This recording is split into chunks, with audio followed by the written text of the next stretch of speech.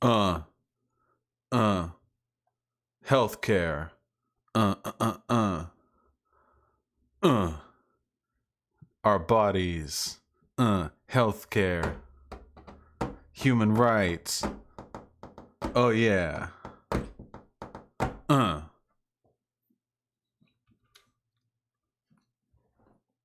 Hey! How the fuck are we doing? It's been a little while since I've done a political stream, yeah? You know why? Because I fucking hurt my back. Ugh. Fucking boomer juice right there. Jesus Christ. How, wait, okay, hold on. How is everyone doing? Share with me your thoughts, intimate and private. Let me know down in the comments below. Like, subscribe, make sure to hit that bell. YouTube will try to unsubscribe you from me. That's because they're run by Nazis. Click it again. But don't click it again to unsubscribe. Click it again to resubscribe. How has everyone been doing? I've been doing mixed, actually. I've been doing so-so. Cause on the one hand, you know, life has been good generally, and on the other hand, I hurt my back. As much as I would love to lead into the topic, I need to talk about this. We gotta, whew. Folks, please. Let's talk about American healthcare. Hypers in chat, if you're not American, if you're un-American, if you're some sort of disgusting other thing, let me know. Yep, right. Yes. Vile. Ooh, just. Ugh. I'm sorry. I think some of you don't really realize how bad things are here. Let me lead into it, okay? So, hi, my name is Vosh. I guess I can preempt the injury here. Back in high school, I worked out a lot. I was a big boy back in high school. I really was. And I would deadlift, and I could reach like, I think my max was like 365 pounds deadlift, you know? My form was pretty good too, you know? I was on the up, I was like 16, I think, 17 at my strongest. And then after that, you know, I got busier, and college, I had to commute, and I had to get a job, and I just didn't have as much time, so I stopped working out. And a little while afterwards, you know, I went to university, and they had a gym there, and I thought like, okay, let's get back into it. This was about 3 or 4 years ago, and I deadlifted again for the first time in a while, and I was doing pretty lightweight too. I warmed up with the bar, you know, being real careful, warming up with 45-pound deadlifts, but it's good to, you know, and then I went up to one plate on each side, which is 135 pounds. And I threw my back out. I got a twinge in my lower back, and I set the bar down, and my back hurt, and I could barely walk. And the next day, my back hurt like crazy. And what followed from that was like 2 years of me being limited mobility. Kind of. It hurt to get up and out of chairs. I can still move around for the most part, but I didn't have like the money, you know, to like go get physical therapy. So I just lived with it. And for a while, you know, things were pretty bad, but you know, my back heals, time heals most wounds, and 6-7 months ago, I'm finally feeling at my prime again, you know? I'm feeling good and strong. Now, 6-7 months ago, I was in some bumfuck town in Cali. We didn't have no good gyms there. But ever since I moved, I thought, hey, maybe I'll start working out again, right? Huh? Wouldn't that be fun? And I did. And I started going to the gym again. Everything was going great. Felt good, felt strong. This time, I was really slow leading into the deadlifts.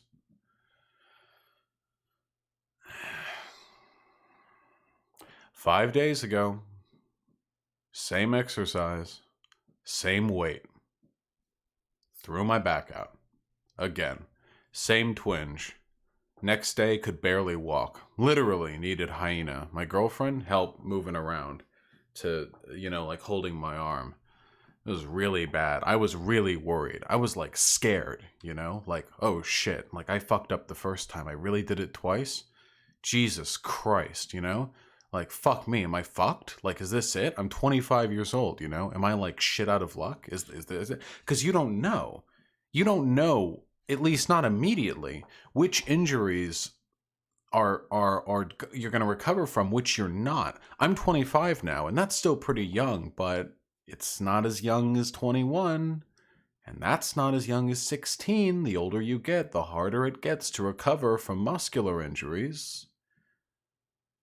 But thankfully, this time, I have money. Thanks to you guys.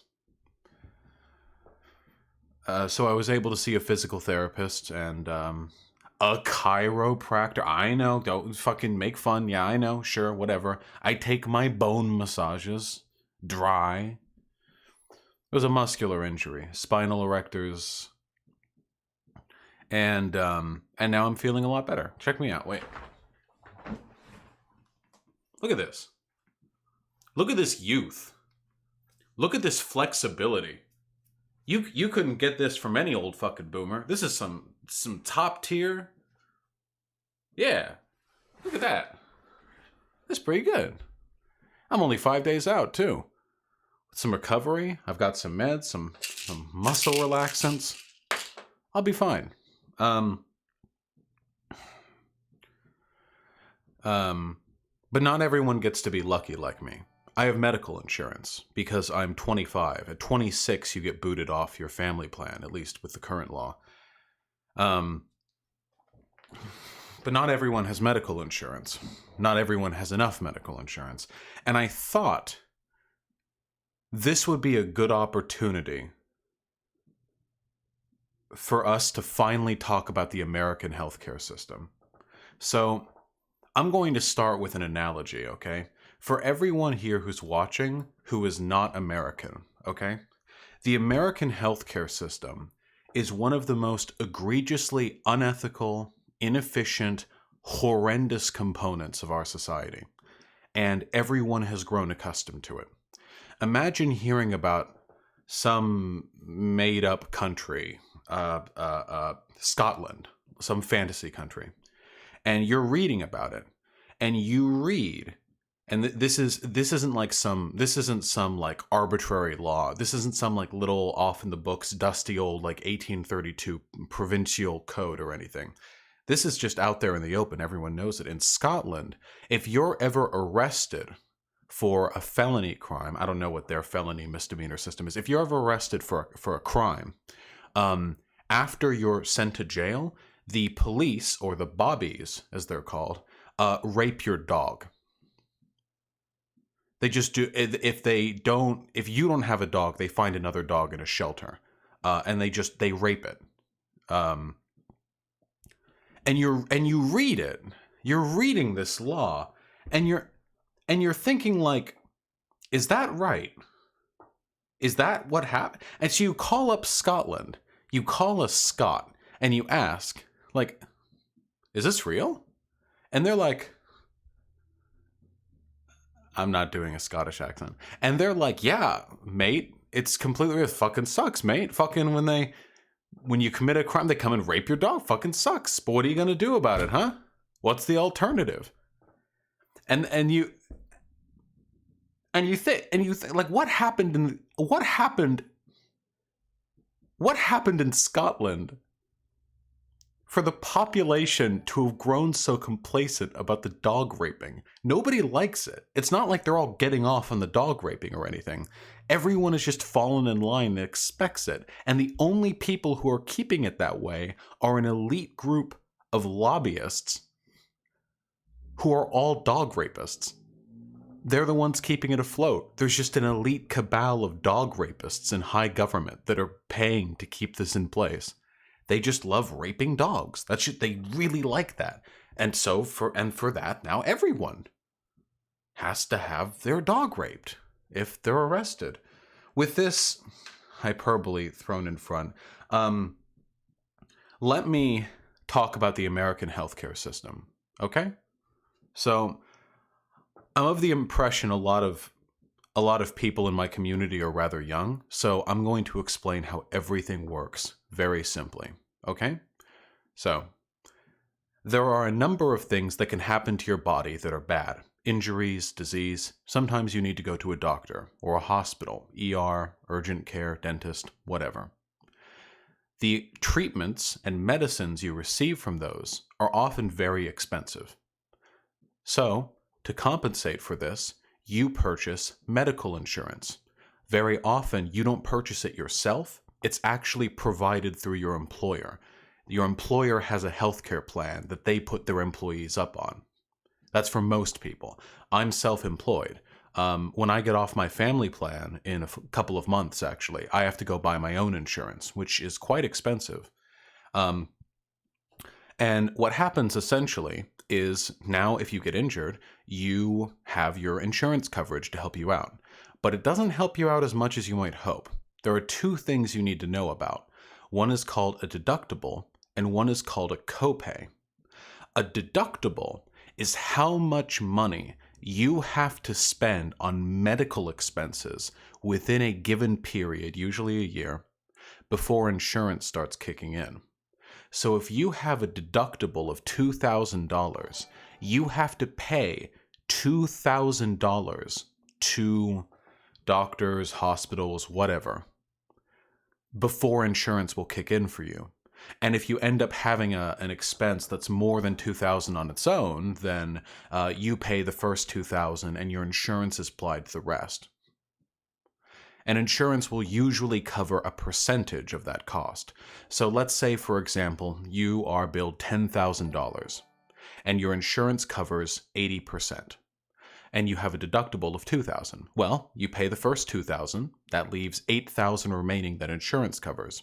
Insurance covers 80% of whatever it's responsible for, meaning that you end up paying $1,600 of the remaining $8,000. Makes sense, right? One more thing. It's called a copay. A copay is a minimal amount that you have to pay anytime you see a doctor or hospital or what have you. It's usually something low, like $50. It's a way of preventing people from going in for a bunch of frivolous visits, you know? Like it's an added tax, like a flat added fee to every visit on the account of your insurance company. Okay. So I've just described a bunch of stuff, you know, of varying interest to you, no doubt. What does all of this mean? Why is this important? Okay? Well, here's the issue. For one, deductibles in the United States are often very high, sometimes like getting up near $10,000. That's a fucking lot of money. An insurance plan that doesn't kick in until you've already spent $8,000 is horseshit. It's horseshit. What the fuck are you talking about? 8,000. Oh, I'm sorry. I thought I was getting my fucking medical coverage cut. I'm sorry. I have to pay fucking 20% of my annual income before the insurance company will even step in? The fuck are you talking? Worthless. And then with the copays, sometimes the copays can get up pretty high, you know. And we haven't even covered the fact that insurance companies won't cover everything that you do. There are clauses for that. Obamacare fixed some of it, which lessened the number of instances in which insurance companies would deny you coverage based on pre-existing conditions. But there are still a lot of fucking ways you can get in your insurance to deny you coverage. So even if they agree to cover your shit, you still have to pay a flat amount per instance of visiting a doctor or hospital, and there's a flat amount you have to pay before insurance even kicks in, and even once you reach that point where insurance is kicking in, they only cover a percentage. And all of this in a country where the majority of Americans live paycheck to paycheck, where the majority of Americans can't even find the money to cover a fucking engine breakdown. And you expect this from them? This is insane. This is literally unworkable. The way the system functions today, it's unworkable. And there are people who are uninsured, and oh boy, Guys, everything I've described to you right now, all of it, it's an illusion. Okay? Everything that I've described to you right now is the product of a game that's being played between care providers and insurance companies. And let me tell you what that game is. Let me explain to you how fucked you're getting from this game. Okay? Here, let me see if I can find a Google image search result for America hospital birth. Here, childbirth, probably. Childbirth bill.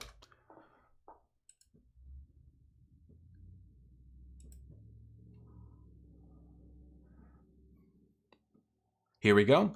Here, this image search. Are you ready for this? My cousin's childbirth bill from the hospital in the USA. Audiology, $206. Blood, $600. Cardiology, $2,182.86.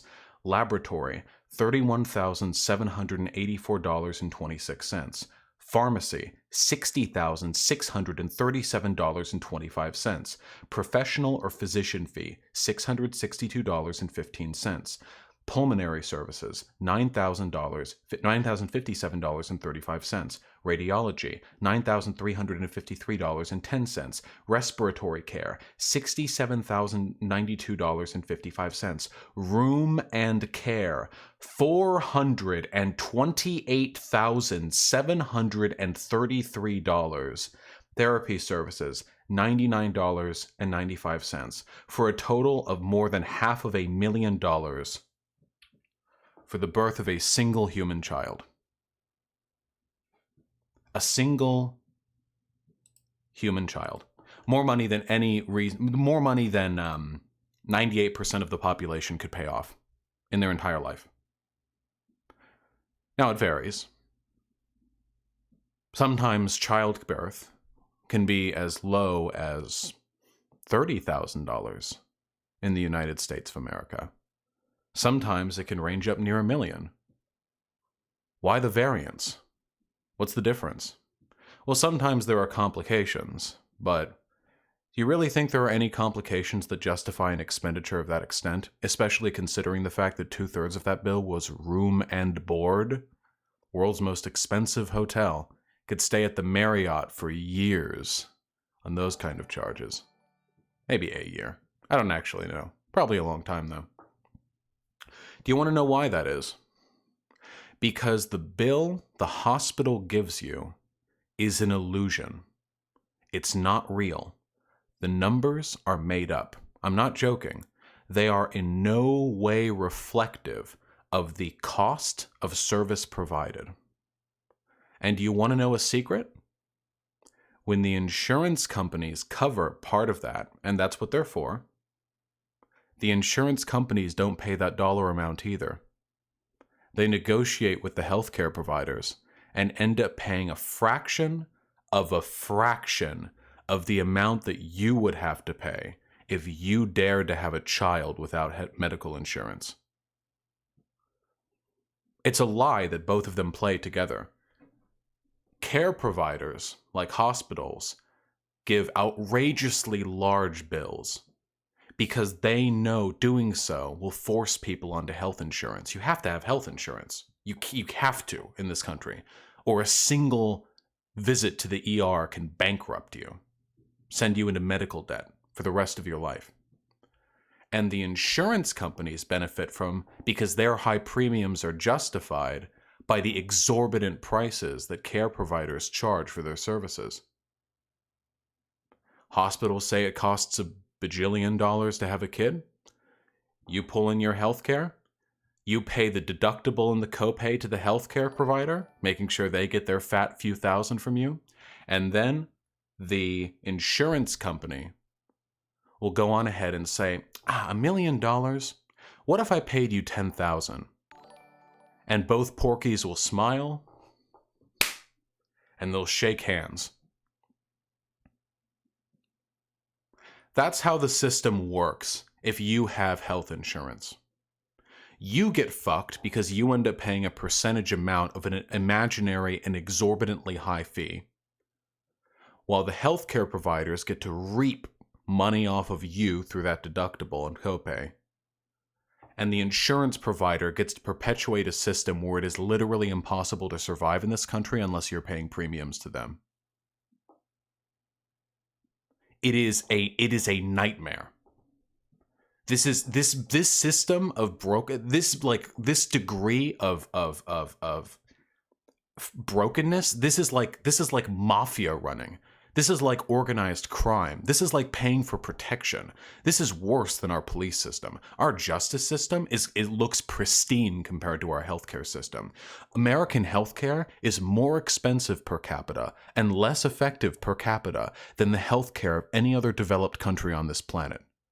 We are the wealthiest country in the world, and we are relegated this bargain basement third world healthcare system that exists only to inflate the already multi-billion-dollar strong portfolios of executives who run healthcare and insurance companies, while everyone else gets fucked. Completely fucked.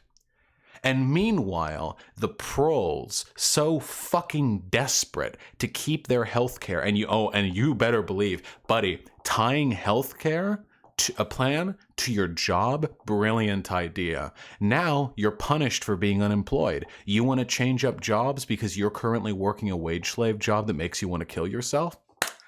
Sorry, buddy. You've got a recurring condition. You've got chronic pain. You've got medications you need insurance to cover part of. You can't quit. You're locked there forever. Because the moment you get a bill that isn't covered in part by your insurance company, you're dead. You're dead. This is a unfathomably bad healthcare system. It's extraordinary to me. And people will unironically go out. People who make less money than I do will go out there on the streets and demand Washington not touch it. The people who live paycheck to paycheck, who rely on insulin, anti-cancer medication, who rely on treatments for chronic back pain, who rely on medication for debilitating mental conditions, will go out there on the streets and say, we don't want Gover running our healthcare. Damn government. Government fucks up everything else it does. We don't want that. We don't want the government to be able to, say, set price caps on how much pharmaceutical companies can charge for their medications, which is why right now it is possible to pay $1,000 for a pill in America that is available for $3.99 in Canada. Every other developed country knows to do this. It's just America. It's just America. Caps on what pharmaceutical companies can charge? Well, it's not like people can just choose to die. They're going to have to pay for it one way or another. Why not just charge 100, charge 1,000? We could just charge 10,000. Why not? What's the alternative? You die if you don't have these meds. And the government's not going to stop us because the government is completely in the pocket of the lobbyists of the pharmaceutical and insurance companies, who are responsible right now for a staggering level of medical debt in this country that has kept millions, tens of millions of people in ruinous poverty, along with their children and the children after that, and so on, because of the stock portfolios, because they make a lot of money from it. A lot of money. A lot of money. An obscene amount. While people die. Honestly, I think I would prefer this system if it was a little more honest. What if they just showed up at your house with a gun, and if you didn't pay them protection, some $600 every month, they just shot you in the dick? I think I would respect the honesty of that system. And then they would charge you $100,000 for the medical care after you went to the ER for your dick getting shot off. This is unworkable. And there are two solutions to this. Actually, there are a number. I mean, policies is very complicated. But there are two basic solutions. And you see them getting tossed around a lot in the Democratic primaries. Actually, I should clarify. There are three solutions. One of them is do nothing. This is what the Republicans are fine with. Every Republican and everyone who votes against any form of healthcare reform is complicit in the misery and poverty of tens, if not hundreds of millions of Americans, and deserve every conceivable charge they would ever be levied in a crime against humanity court. But there are two solutions that get passed around a lot. One of them is providing a public option. This is something that, like, Pete Buttigieg, for example, supports. And one of them is Medicare for all, or single-payer healthcare. I don't think a lot of you know what the difference is. I'm not patronizing. I just don't think they do a good job of explaining. A public option means providing a healthcare plan run by the government to every American citizen. The option. You have the option to do so. So you can sign up for it if you want. There will still be private healthcare plans, but you can also have a public healthcare plan that is run by the government. And Medicare for all, or single-payer healthcare, which is what, like, Bernie Sanders advocates for, is the abolition of all private insurance and making the only insurance available a single monopoly provided by the government. Now, I am in favor of the abolition of private insurance because, as history has shown us, private companies will engage in rent-seeking behavior. That is to say, they will try to co-opt the authority and power of the legislative bodies that vote on legislation pertaining to those private corporations' interests. They will engage in rent-seeking behavior to try and undermine that public option. I want you to close your eyes with me and dream. Let's just all, wow, imagine it, okay? The year is 2026. There's a public option, meaning there is a government-provided healthcare plan that people can opt into. However, the Republicans are in office, and the Republicans have every single budget proposal been slowly defunding the public option and giving kickbacks to private insurance companies who are lobbying to give money to those politicians. 10 years down the line, the public option is useless because it's been defunded to pointlessness. The premiums for the public option are too high because they're compensating for no funding from the central government, and private insurance options are the only thing that are left. This has happened in many instances. It's kind of like what the Chicago police did to the Black Panther Party. Do you want to know what the Chicago police did to the Black Panther Party? The Black Panther Party recognized one of the reasons that black kids were underachieving so substantially in American schools is because they weren't getting a good breakfast. A lot of socioeconomic reasons for that. So the Black Panther Party stepped up and they rented out these big halls, and they had free breakfast programs for a bunch of kids. Free, just you can, if you're a kid, run on in, get your oatmeal and toast or banana or fucking whatever, I don't know. And the Black Panther Party, obviously a pretty contentious organization back in its day and age, and even today, the city stepped in. The Chicago police, the city, all of them, the state, they stepped in and they said, "Thank you for making us aware of the problem, Black Panther Party. We'll take it from here.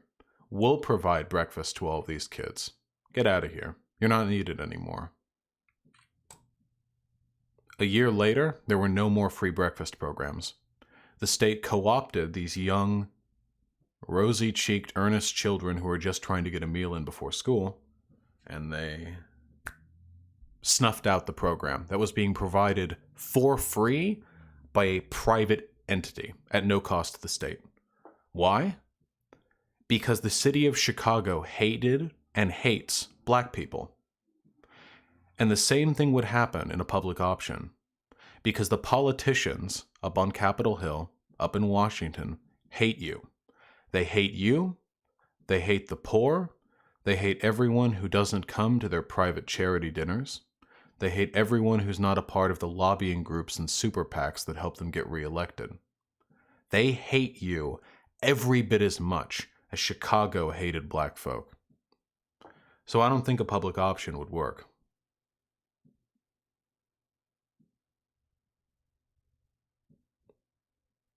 It's one of the reasons why I like Bernie Sanders. Medicare for all. Abolish private insurance. Why keep it? Can someone explain to me why we should keep it? Leave aside the free market for all bullshit or whatever. Why should we keep it? The insurance companies are responsible almost single-handedly for perpetuating a level of criminality and inequality in our medical system that is, I mean, this is like this is as much an extortative practice as like Caligula. The fucking, what was the Roman guy, the first firefighter, one of the richest men in history? He would go over to burning buildings and then fleece the fucking owners of the building for money before putting the fire out, that sort of thing. Crassus, thank you. Crassus, yes, my educated, historically informed chat. I appreciate it. Medicare for all. What has private insurance done for us anyway? Medicare for all. Set price caps on what pharmaceutical companies can charge. Sure, the pharmaceutical companies will now have CEOs who only make billions of dollars rather than tens of billions of dollars, and I understand that's going to be difficult for them. I really do. But when I weigh their suffering, having 2 yachts instead of a dozen, when I weigh their suffering against the suffering of the millions of Americans every day who live in fear of their own health, who live in fear of visiting a doctor because they can't afford the deductible or copay, who live in fear of getting that wart or rash or cough checked out because they don't think they can afford a doctor's visit, I really don't care that much about how much money pharmaceutical CEOs and stockholders are making. Even if you don't care about people being happy, a healthier America is a more economically efficient America. After all, you know, most Americans live paycheck to paycheck. Most Americans aren't going to go to the doctor because they feel a weird, watery feeling at the base of their throat. Because they can't afford it. They can't take time off work. They can't do that. They can't. They have no choice but to continue working. Until it gets so bad they have to go to the emergency room. And by that point, it might be too late. A healthier America is a more economically efficient America. An America where sicknesses don't ravage entire counties because all the service workers don't feel as though missing a day off work to recover from a cold is going to fuck them. Or an America where people can actually take the antibiotics they need to keep rashes and infections from spreading to the point that they become contagious. It turns out investing in the betterment of a country makes the country better for everyone, except one very small group of people. A very elite, very secluded, very wealthy group of people who don't need to interact with us poors, who have no interest whatsoever in our well-being, who live life as a game, whose only interest is seeing their bank account grow like it's a high score in an arcade game, who need not concern themselves with the well-being of American society because they live outside of it. They live on top of it. And to any Nazbols listening, I am of course referring to the bourgeoisie, not Jewish people.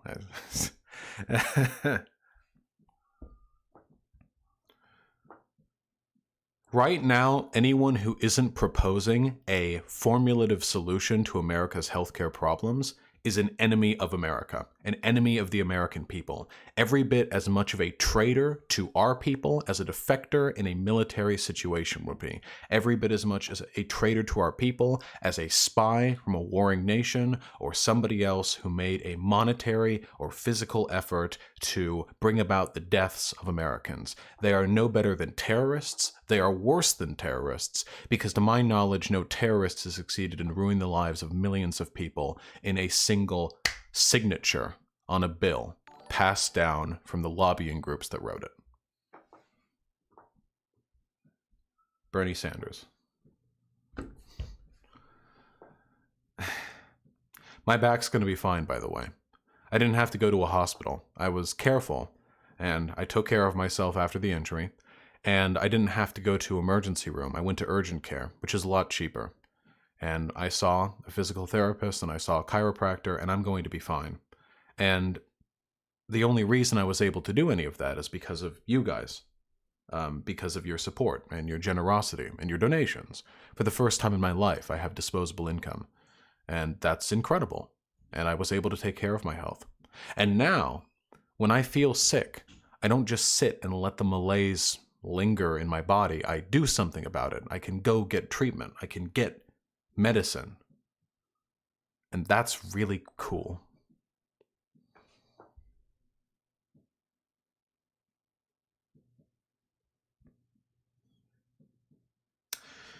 All right.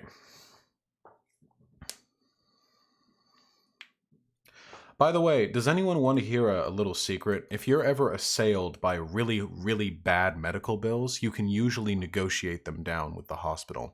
If you call and talk to the finances wing of the hospital, and you talk about how you can't afford it or blah blah blah, you can usually get them to, if you're very persistent, you can usually negotiate down the cost of your bill down to 1/2 or 1/3. And the reason why is because, again, it's all made up. The prices they're charging you are not in any way, shape, or form reflective of what it costs them to provide you service. Not even close. The upcharge is in the 5-digit percentage points, 6-digit percentage points sometimes. You can just negotiate it down. Just keep negotiating it down. Negotiate it down as hard as you fucking can. Wait on it. Wait on those bills, okay? And then let them give it over to a fucking collection agency. And then fucking when the collection agency calls you, tell them, I can't afford to pay that. Do you think you can cut me a little slack, cut me a little bit of a deal? Fucking keep. But don't get your stuff repossessed, okay? There's a limit to this trick. Hey, Hunter Avalon. Hunter Avalon, I saw your video on race realism. I enjoyed it. It's a good partner to my own. I've seen a lot of Nazis reeing about it. It's actually really nice. Fuck me. Yeah. What if you're rich at some point? How would you handle the money? Curious to see how you would handle the class change. I would just keep it in a savings account. I don't trust the Wall Street or anything. I would just keep my money and invest as much of it as I can into increasing the quality of my productions, traveling for events, traveling to Politicon, stuff like that. Also, security would probably be a concern after a certain point. Maybe like getting an apartment in a nice like gated area. Streamers have to worry about a lot of that stuff. I'm a generally very frugal person. Are we on good terms with Hunter Avalon? Hunter Avalon, I've said this before, though I disagree with him on plenty. Hunter Avalon is the only conservative I have ever spoken to who I have gotten the idea, who I believe has principles. And that's pretty darn cool. You wouldn't use it to fund leftist militias? Nah. I'm not getting myself arrested that easy. Hold on, I'm going to go over donos really quickly, and then let's talk, and then we've got some shit to talk about, okay? Then we got some shit to talk about. Puck Solidarity with the $3. Now, oh wait, this is from, that was from yesterday. Hold on, let me clear these. I see your game.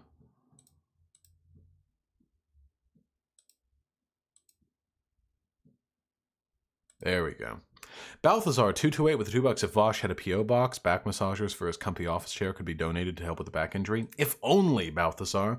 Taryn Rich with the tier 1 sub. Thank you. I thought this was recurring. Stay, damn sub, stay. Maybe it will this time. Maybe it will. Thank you, comrade. I appreciate it. And Balthazar again with the $2. Thank you, comrade. Are you ready for the Queen of Doomed campaigns to make her triumphant return the moment Bernie polls over 40%? It's very optimistic of you. I am ready for Hillary to come back, though. It's going to be fun. Hillary might actually pull voters away from Warren, which might give Bernie more of a chance. Because I'm pretty sure most Bernie fans despise Hillary, so it probably won't affect him that much. That'd be pretty funny. And Balthazar again with the $2. So generous. When I moved from Boulder to Pitkin County in Colorado, my ACA plan went from $247 and 5 choices of provider to $727 for an equivalent silver plan and 1 choice of provider. Fuck the private healthcare industry. They had their chance and they fucked it up. Well, Balthazar, that's the problem. They didn't fuck it up. They've made an enormous amount of money off of it, so... Oh, hell yeah, Hunter Avalon. I mean, shit. I mean, I enjoyed the hell out of the race realism video. I obviously produce more content than you, but that's because you do editing, and I fucking stream. That's the real racket these days, let me tell you. And Balthazar with the $2, I now pay $868 a month because it was the lowest plan that had flat costs for prescription drugs. Jesus Christ. $868 a month? That's more than my fucking rent in my last apartment. My entire rent. Not just my half of the rent. My entire rent. Holy shit. Jesus. That's fucking disgusting. Artie Mouse with the unbelievably generous $25. Holy shit, comrade, thank you. Just got paid today. Instead of paying for healthcare, I'm instead giving you money and sympathy for your weak soy boy beta cuck vertebrae. It's true. All that soy I'm drinking is pooling in my lower vertebrae like water at the basin of an empty pool. And it's all mildewy and there are mosquitoes that are nesting in there. Oh, baby. Yeah, it's pretty bad. Thank you, comrade. The $25 though, that's an entire half a box of fucking not back hurty juice. Absolutely. That shit gets expensive though. Balthazar with the $2. That bill makes abortion seem so economical. Dude, abortion is unironic. But okay, listen. Leave aside the ethics. If we're just talking like financial planning, abortion is a great decision. Holy shit. You can do it for free at home too. I mean, you can give birth for free at home as well, so. Vosh, stop appealing to emotions. I watch your stream because you usually reason logically. What? Lemon Saw, I don't know if that was ironic or not, but my goal when I do my stream is to give people the information and rhetorical stylings they need to make arguments that I believe will make the world better, which is why I make the arguments that I do. Most of the time I appeal logically, and I think that I can logically defend all my premises, but strong emotional appeals are also an essential component of persuasive speech. You just need to know when to use them and when not to use them. If it's an unfair emotional appeal for me to say that tens of millions of Americans are suffering because of a few oligarchs who are profiting off the back of their suffering, that's the kind of emotional appeal I'm comfortable making. Oh, 100% Ellie Rogers. Is a Bayou abortion free? Maybe. Video on this Save James bullshit? Marmeladia, what's this same Save James bullshit? I have no idea what you're referring to. How the fuck do people still tolerate the healthcare system? How the fuck do Scottish people... How the fuck... Scottish people keep raping their fucking dogs. And they just get away with it. They're just like, yeah, just rape my fucking dog. There's no alternative. You know? The dog raping doesn't stop. No, only Scottish cops rape dogs. American cops kill dogs, which is probably worse. Right? What's the under-over on dog rape being better or worse than dog murder? I don't know. Just fuck it. You guys figure that out, okay? That's a philosophic inquiry that I am not touching with my hands. These are some tough questions right here. Jesus. Labor wave dashing with the... Oh, by the way, for those of you who are interested, stick around for today's stream. We're getting in deep, okay? Hey, listen. There was a video recently that Paul Joseph Watson commented on Twitter. Let's find it really quick. I'm sure we've all seen it. I mean, like, for real.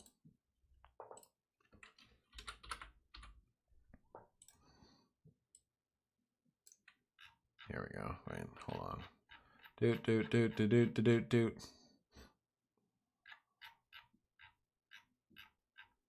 Ah, come on. Is it really that far back? Yeah, here we go. We've all seen this, right? And it's the lady putting beer glass between her ass cheeks and filling it up this way. Shaking it out. And anyway, he like went on to complain about modernity. I want to talk about modernity. I want to talk about modernity a little bit. I want to talk about family values a little bit, if I may. I'd like to talk about that.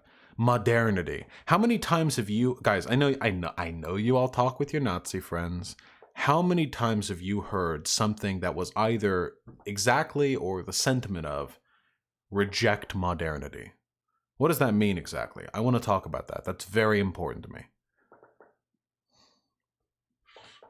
I know. Nazi friends. But I want to talk about that. I want to talk about family values. Flop mind, why would you watch me in school? You know we're liable to fucking not safe work all up and down. Anyway. Paul Joseph Watson whined about a toilet being put in a museum, and he said it was modernity, even though it was actually put 100 years ago. Oh, I know what you're talking about. Duchamp's toilet? That would actually be modernity. Modernity, in the context in which fascists like Paul Joseph Watson use it, means anything following liberal democracy. So anything since the Enlightenment, essentially. That's what they mean by modernity. It doesn't mean like the past 10 years or whatever, or 15 or 20 years. Anyway, let's finish donos. Labor wave dashing with the $10. Thank you, comrade. That's really generous of you. Anyone who defends high deductibles or American healthcare in general is less valuable than the dirt under my 7-year-old sneakers. Fuck. That is true, because dirt is an essential construction tool, whereas the only value these people serve is negative utility, you see. Thank you, comrade. I really appreciate it. I thought I was going to have something more silly and whimsical to say in response to that. Silent Serpent, 66, with the Tier 2 subscription. Thank you. Enjoy your fancy orange name. I'm an American getting a master's in Scotland right now. I'm currently milking the NHS for therapy and antidepressants because I can't get them in America. It's amazing how many people will die every year if Bernie Sanders does not get elected. True! True.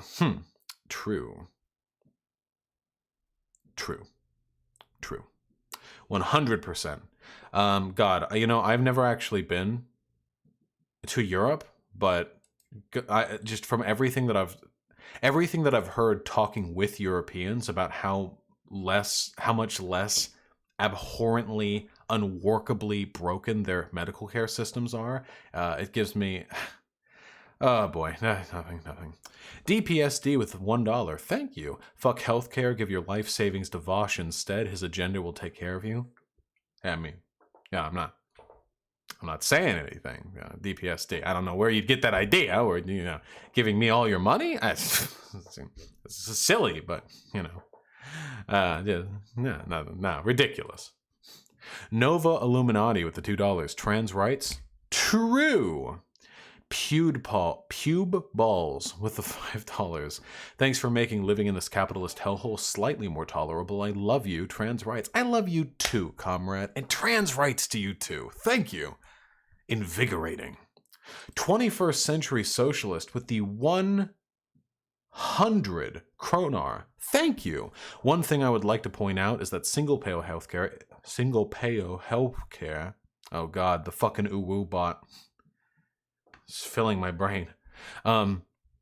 Isn't the only type of universal healthcare that is used in other countries. Why single-payer over the other types for the U.S.? 21st Century Socialist. That's actually an interesting question. I don't know. Single-payer healthcare is the only form of universal healthcare that I'm fully educated on, because it's the only one that's really taken root in this country as a viable electoral option. I don't actually know that much about other forms of universal healthcare. It's something that I would have to look more into. But no, I mean, you have sparked in me curiosity, 21st Century Socialist. In 24 hours, I will know more about those other systems than I do now. Thank you. IR Bone, $, IR Bones? With the $5, can you watch the Man Shorts, D?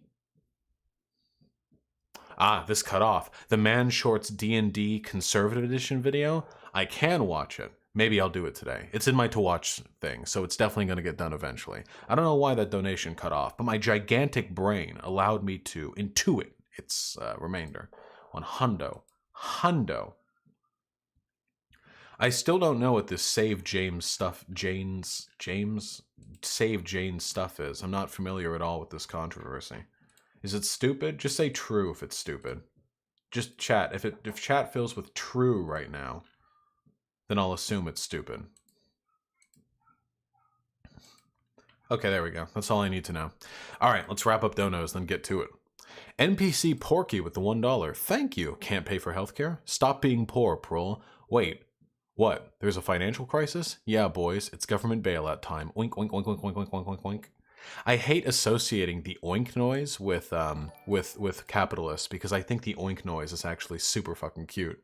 Nathaniel Engstrom with the $2. Get well soon, Vosh. Thank you, comrade. The Left Tech Cat with the $5 dues. Do you think the 1%ers / Porkies have a cancer cure and are hiding it from the rest of us? I don't know.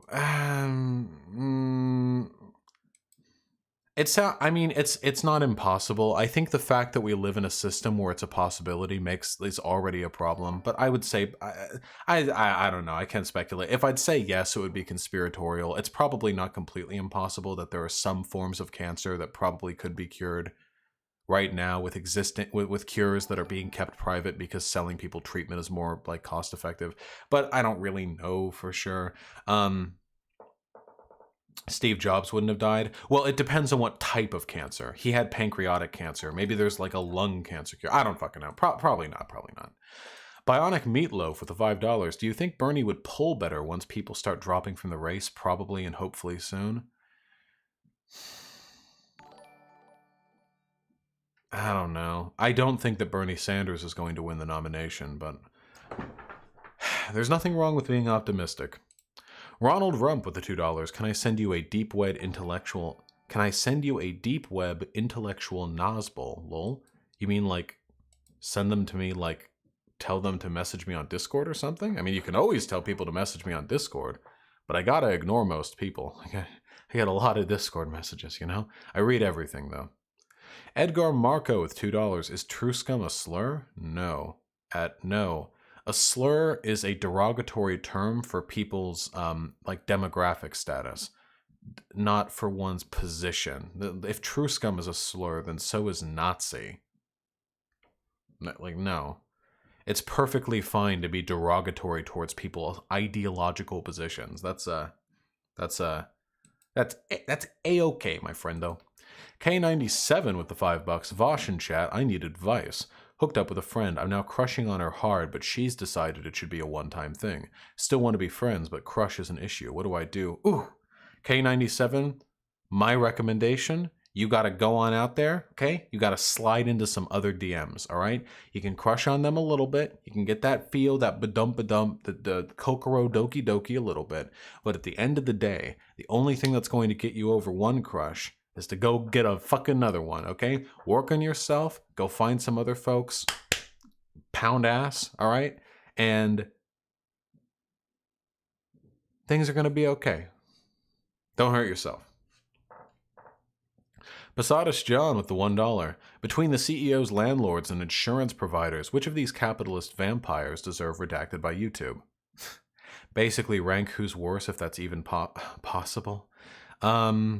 I mean, CEOs run insurance companies, right? So like CEOs would be top, and I think insurance providers probably hurt more people than landlords. Probably, at least here in America. That'd be my ranking. But remember, political violence is wrong. Sake Tanuki with the $5. Is phone banking for Bernie ironic because he himself would never phone bank? Shut the fuck up, Sake Tanuki. Thinking emoji. Azure with the $20. Thank you, comrade. That is very generous of you. I hope your back gets better quickly. I myself have gone through back damage after popping a disc in my spine out of place when I was little. I had to wait 2 months before my family had enough money for treatment. That sure is fucked up. Families having to save for months before they can get their child who had their spine mislocated treatment. You hate to see it happen. Hey, I'm delighted to hear they were able to get you treatment, though. I hope things are better now, and I really appreciate the donation. That's very kind of you. Fuck, America's fucking disgusting. Hey, the man himself. Hail kava forth with the unbelievably generous $50. Holy shit, comrade. That is very fucking kind to you, and I really appreciate it. Jesus. I'm scared what's going to become of our healthcare system in Norway if our current right-wing government is not voted out in 2021. Everything is getting more privatized. First of all, hold up, wait a minute. First of all, Norway's elections take place on an odd year? Disgusting. Real countries have elections that take place on even years.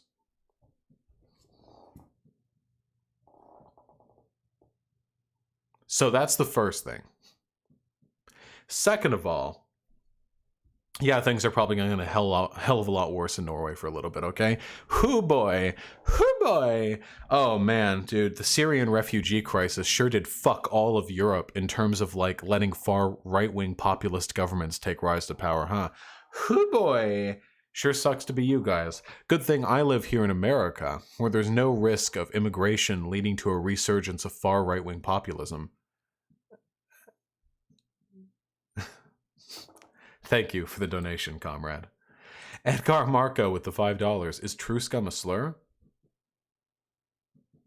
No.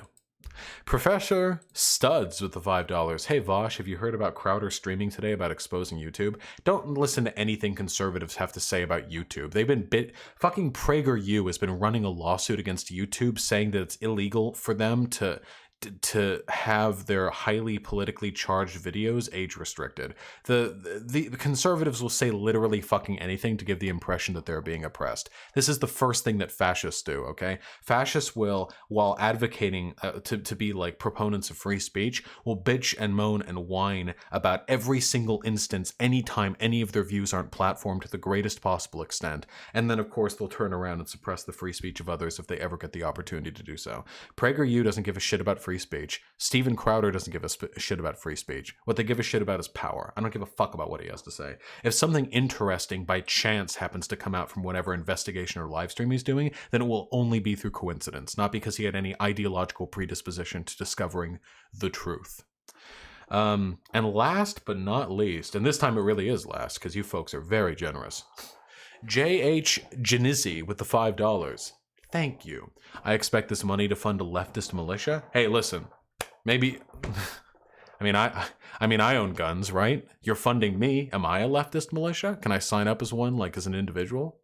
Listen, we'll take that, okay? All right. Can harassment be a form of suppressing free speech? Absolutely. Harassment has a huge chilling effect on free speech. 100%. You know what time it is, folks. You know what time it is. You know who's been begging for it. They've been aching. They've been aching for Vosh's cummies. Hold on, I'm blowing my nose.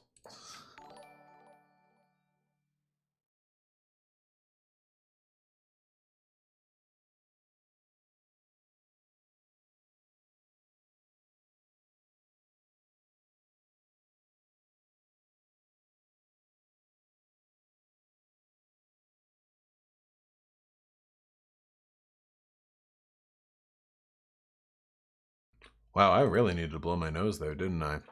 Folks, let me tell you, okay? There is nothing that I relish more than the opportunity to deliver cummies to PragerU. And that is what we are going to attempt to do today. Earbuds deployed. Video activated. Let's go. Let's fuck do it. Show me, PragerU. I own a small business with 7 employees. Cool. We make cookies. Cool. Not just any cookies. We make sugar-free cookies that diabetics can eat. Nice. Actually, they're so tasty. That actually is kind of nice. Okay. Anyone can enjoy them. Yep. Cool. That was the inspiration that motivated me to start this business. You see, I'm a diabetic myself. I have been one my whole life. If you think running a cookie I'm not going to say anything. company is fun and games, think again. Oh. We're getting like a life lesson on the Wait, guys. There's no need to be mean. There's no need to be mean-spirited, guys. Listen, be real. Would you trust A skinny cookie chef? Nah, fuck that. Fucking absolute fuck, no, fuck that shit. And this ain't no fat phobia either. When I'm going down to the fucking local bakery, when the cookie shop, I want to see some fucking pork belly ass 800-pound man deliver me, because that man loves his own fucking product. I want to fucking meet up with chefs, and fucking 20% of every batch they make, that's going right down into that. That's the shit I want. They love their craft. They take pride in it. Man, fucking, what's the point of being a chef? A fucking chef. And not partaking, okay? That's all I'm saying. It's nothing but respect on my end. I work 100 hours a week, which isn't unusual for Jesus. small business owners. I make a nice living, but I'm not in it for the money. I love what I do. I'd better. My margins are very tight, around 1%.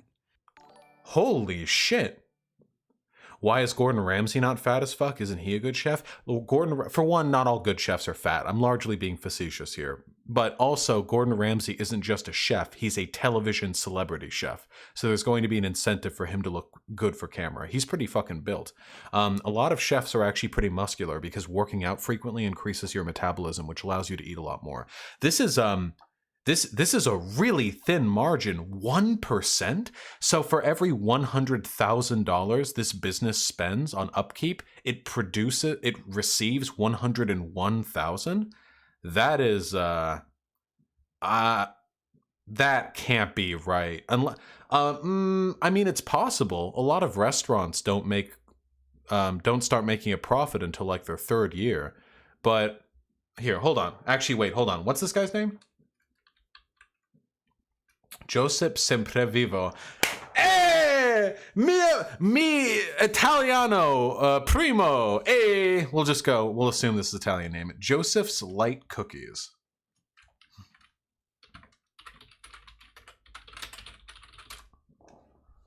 Here we go. Joseph Sugar Free. A spicy meatball. Let's see. Okay. Their Facebook page has 3.4K likes, so they probably aren't like this enormous fucking business or anything. They've done interviews recommended by, so that's cool. Articles in the Christian Science Monitor. Okay.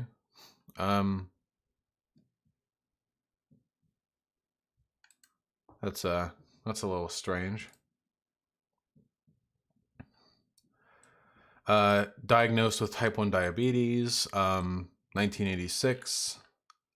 Baking over 12... Whoa! Hold on, wait a minute. This is not a fucking single location. This is a factory. What?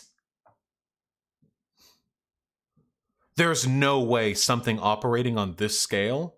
12 million cookies a day? There's no way something... Small business owner, 12 million cookies a day. This guy isn't a fucking chef. Take back everything I said. I'm sorry. I am a small business owner. I imagine this guy fucking, like he bakes the cookies and he puts them out. You know, like small business owner. This is a factory production line. 12 million fucking cookies a day. Sold in stores like Dollar Tree, Dollar General, Big Lots, independent health food stores, and major grocery chains across the countries. Award-winning best-selling book. Get the fuck out of here. Fucking small business owner. Get out of here. Jesus fucking Christ, these people. By the way, really, really good way that Porky's, Porky, you know, gets too good because this time he's fat too. But really, really evident way that oligarchs will try and make themselves seem like they're part of the common man. This is like that Joe Plumber shit. Republicans who are multimillionaires, who work with like big CEOs, big companies, will then go like market themselves as like a good old farm boy, you know, just like what George Bush did. George Bush was like an Ivy League educated, like East Coast, not intellectual, but you know, like but like oligarch, and then he bought a farm right before the fucking the presidential campaign. Yeah, good old George Bush, just a good old farm boy. You know, just another one of the hardworking American. It's the exact same shit every time. This fucking guy comes on, small business owner. Turns out he owns a fucking factory. Jesus. Listen how he even phrased it on the website. From our little kitchen in New Mexico, we began baking 170 cookies a day and brought them to local grocery stores for our people to sample. See? So little kitchen, back at 170 a day. You still working with a fucking small business when you've upped that production line to literally 100,000 times as many cookies a day? All right. Grift exposed. Conservatives destroyed. Good job, team. For small business owners, I make a nice living, but I'm not in it for the money. I love what I do. I'd better. My margins are very tight, around 1%. I want to say, by the way, if you have a factory or multiple factories that are capable of producing this many cookies, you should not be running on 1% margins in a capitalist society. Like, something is going wrong if this is the case. So either he's a poor businessman. So there are three possibilities. He's a poor businessman. He is an unusually gracious, beneficent CEO who makes as little profit as possible to ensure the highest standard of living and for his workers and lowest possible price for his cookies, something I doubt considering he's on a PragerU video. Or three, the most likely one, he's lying. That means I have to sell $1 million worth of cookies to make $10,000. Every penny counts, literally. That's why I get... That's actually not how that works. That's not how margins work. Fuck me. Guys, this isn't how... okay. That's not how margins work. To make $10,000. Every penny counts, literally. That's why I get so frustrated with government regulations. Now, let me be clear. Some regulations are necessary, especially for obvious reasons in the food industry. You're in the food industry. Hold on, what's this guy's name again? What's this guy's net worth? Joseph Semprevivo.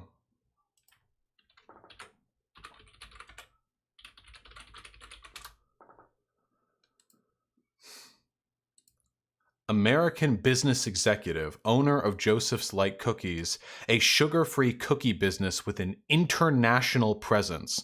He's also the author of Madness Miracles Millions, which chronicles the Semprevivo family's rags to riches stories. He's been on Fox News and Fox Business to discuss tax policy and other issues. Nice meme. On March 12th, 2019, he testified before Congress about Social Security. He's also a regular op-ed columnist, and his writings have been featured in national publications like the Wall Street Journal and the Washington Examiner. Nice meme. Nice meme. Small business owner. Goes on Fox News to discuss tax policy, writes op-eds for the fucking for the Wall Street Journal. Rags to riches story. Especially for obvious reasons in the food industry. But necessary and excessive are two entirely different things. So keep in mind that this man's entire career right now is oriented around advocacy for 0.01% of the population and tax policies that benefit them. That's his only interest coming into this. Excessive, unnecessary regulations Such as? soak up valuable hours of my time and my money for no good purpose.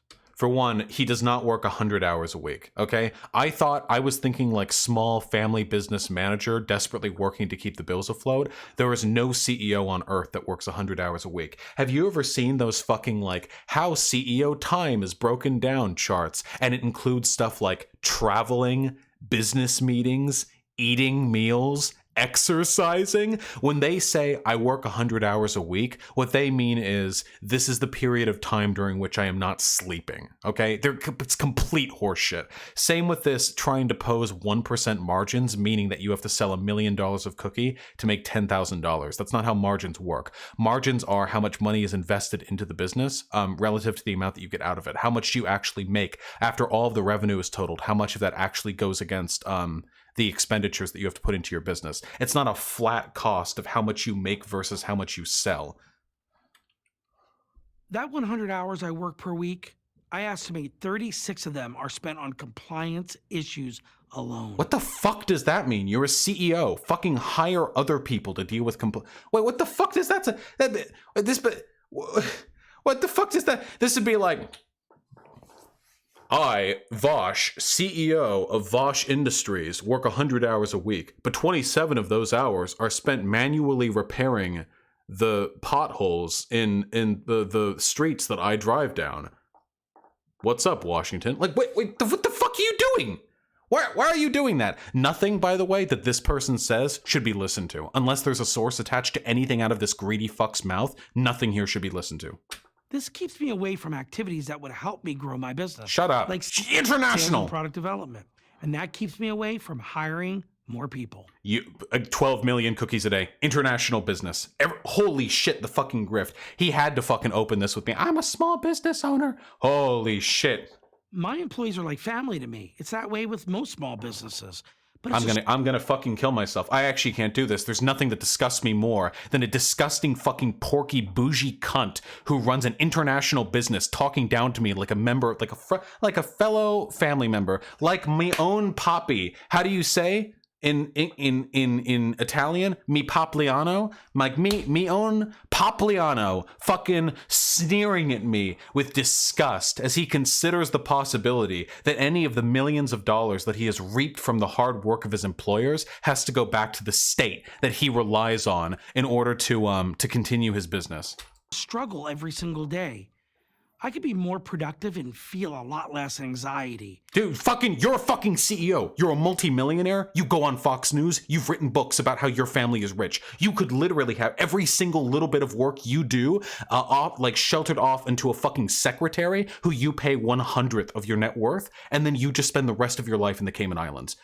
There is no fucking anxiety. This is, Hey, by the way, guys, you know the fucking reason why people like this feel anxiety? Even if he wasn't lying. Let's assume he's not lying about feeling anxiety about his 100-hour work week. Do you know why? Because making the most amount of money possible is a game to them. They're empty, disgusting, disgraced fucking lives. They call their business fucking employees family because they don't know what family means. They don't give a fuck about anyone around them. The only thing they give a shit about is making more money. So they will drag their life out to the fucking bone, trying to increase the dollar value in their fucking savings account to the highest possible extent, because that's the only thing left that gives them any fucking feeling, any fucking experiential joy, a fucking chub, any blood left in their fucking dejected, wilted fucking dick. That's the only thing that they have fucking left. And that's why everything that he does could be offshot to someone else. He has the money to do whatever the fuck he wants. He could literally just be he could be the fucking consultant. You could call, hey boss, do you think we should go with lemon cookies? Yeah, sure. Just maybe send me a package to taste them. I'll see if they're good. Just send me a business report on how much it would take to integrate those additions to the factory model line, and we can run with it.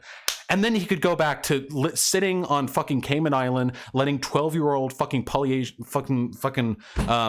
Polyasian? The Islander girls? He's probably a pedophile too. All rich people are pedophiles. Polynesian, thank you. Polynesian girls fucking rub oil into his flaps, okay? If I didn't have to fight my own government, or should I say governments, federal, state, and local. Damn. I get the roads and the bridges and the national defense, but I don't get... I understand, basic level of civic infrastructure and maybe some military. I understand these things, but healthcare? Public schools?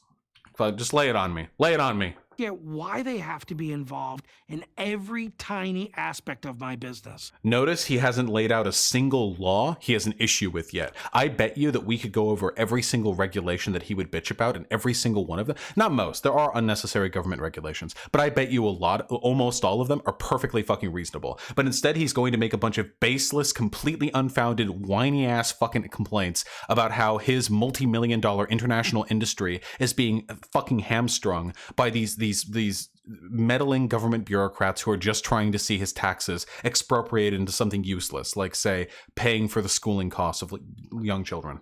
Sometimes competing with each other as to who can make my life more difficult. For example, as a bakery, I'm under the jurisdiction. Notice how his icon is represented by a small bakery shop rather than by a factory. Hey guys, want to remember something? Class collaboration is a classic component of fascist rhetorical strategy. By making business owners seem as though they have the same class concerns as you, antagonization between the workers and the owners is subdued. What do you think is taking place here? Why is this multimillionaire internationalist CEO being portrayed as a small business owner? Is it to quell that fervor? Better to make the proles angry at each other over race and gender issues than it is to make sure they're angry at the people actually responsible for controlling society, right? Of the Food and Drug Administration, FDA, the Department of Agriculture, and the Occupational Safety and Health Administration. And what's wrong with any of those things? As a bakery, I'm under the jurisdiction of the Food and Drug Administration. Yeah, to make sure you don't have rat parts in your food. Cool. FDA, the Department of Agriculture. Yeah, to make sure that the resources that you use in the production of your cookies are compliant with federal standards for food production. Yeah. And the Occupational Safety and Health Administration. Wait, guys, none of that was class reductionism. They're doing the opposite of class reductionism. They're doing demographic reductionism, where they ignore class divides to have people focus on race and gender and stuff. I'm not saying you should ignore race and gender problems. I'm saying they're telling you to focus on those ones exclusively so they can get you to ignore the class ones. And yeah, OSHA exists so you don't have your fucking workers work 12 hours with no breaks in between their shifts. I also have to deal with the state health agency. Wow, state health agency, cool, to make sure you provide health care to your workers and also to make sure that you're following by guidelines and to make sure that people can work like livable conditions in their businesses, yeah? They all have different rules. If these rules contradict one another, it's not their problem, it's mine. How so? A few years ago, the FDA inspector showed up for one of his random inspections. He noticed the door to the area in which we bake our cookies swung out as you walked in. He told me that was a code violation. The doors have to swing in. I had 30 days to fix it or I'd be fined thousands of dollars. I should note we have an air curtain between both rooms, so no food particles can get in or out of the baking area. Irrelevant. So by the way, this is not his floor plan. Again, he runs a factory, so I sincerely doubt that his floor plan... why does he have like... Was this floor like wait he runs a factory? It's irrelevant anyway. So the reason why I've worked food service, so the reason why you want your doors to swing into the kitchen rather than out into the dining area is because you don't want somebody who's carrying a bunch of fucking dishes to push open the door with their back, as you often have to, and end up hitting someone out there. Hitting someone out there can injure a customer or another server, and it usually interrupts your movement enough to make you trip and fall. It's much less likely to do that when you're pushing it into the kitchen, because people in the kitchen are all employees and all know to avoid the door unless they're coming through it. Easy. It's that simple. That's why it's done. It's obvious, really. I pointed this out. The inspector was unmoved. Yeah, because the air curtain has nothing to do with it. Wait, I'm sorry. I was just a fucking restaurant employee for a few years. What the fuck are you talking? But Inspector, I put an air curtain in between the door. Wouldn't that fix the door swinging the wrong way? Of the baking area. I pointed this out. The inspector was unmoved. Damn. A few months later, the inspector from the ag department shows up for one of his random inspections. He notices that the door swings in. Yes, I tell him, it does. It's an FDA regulation. No, he tells me, it has to swing out. Fix it within 30 days, he says, or you'll be fined. I'm calling bullshit on this. Everything else this person has lied about, so I'm willing to bet they're bullying on this, okay? I know a little bit about regulations from the Department of Agriculture, and I'm pretty sure none of them have anything to do with door swinging. The FDA has control over business regulations, not the Department of Agriculture. Hold on.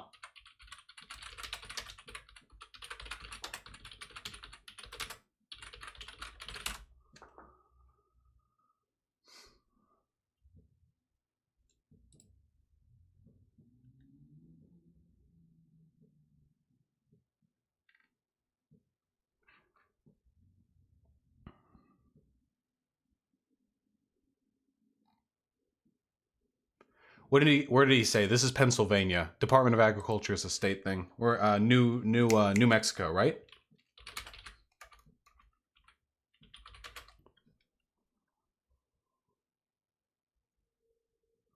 Starting a food business in New Mexico, nope. Permits and regulations, nope, that's farmer's market. It would take literally hours for me to dive into this. I would bet anything that he is lying or misrepresenting the situation. I am fairly familiar with how restaurants operate and how restaurant regulations conflict with each other sometimes. And I am pretty fucking the USDA is federal. Yeah. And I am pretty fucking positive the Agriculture Department is federal. Yeah, but they have state specific regulations. 100% this was 2 different doors, or there was a reason for it. I guarantee you he's not presenting this accurately. A single bakery under that name doesn't exist. Oh yeah, I saw this.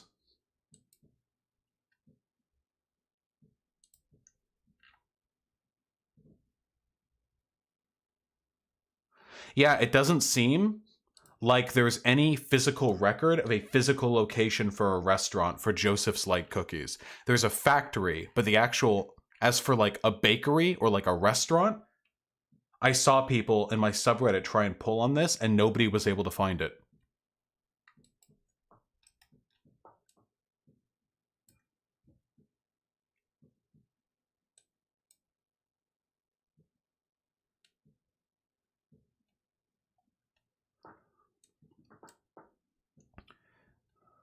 How do you do this?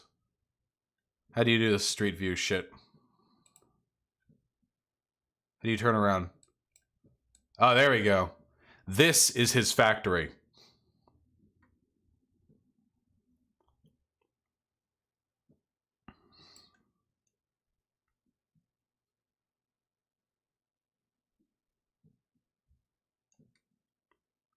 Here we go.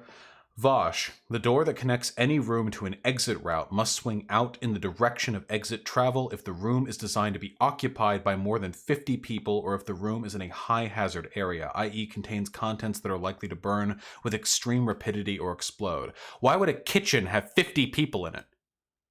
Wait, no, this is from the OSHA. This has nothing to do with the Department of Agriculture. See this? Hating on Gloria Farrow?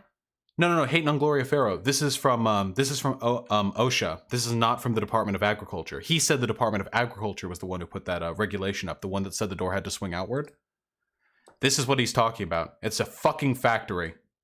Here's his little quaint hometown restaurant. Here's his guys, here's his family. Do you see all these cars? 1 or more people in all of those. This is his family. Just a big old family. Just some shitheel factory out in the desert of New Mexico. This is his cute little home. Look at all these shipping containers. Damn. What's in there, do you think? Just a bunch of plates and forks and knives for him to serve alongside his quaint homemade cookies?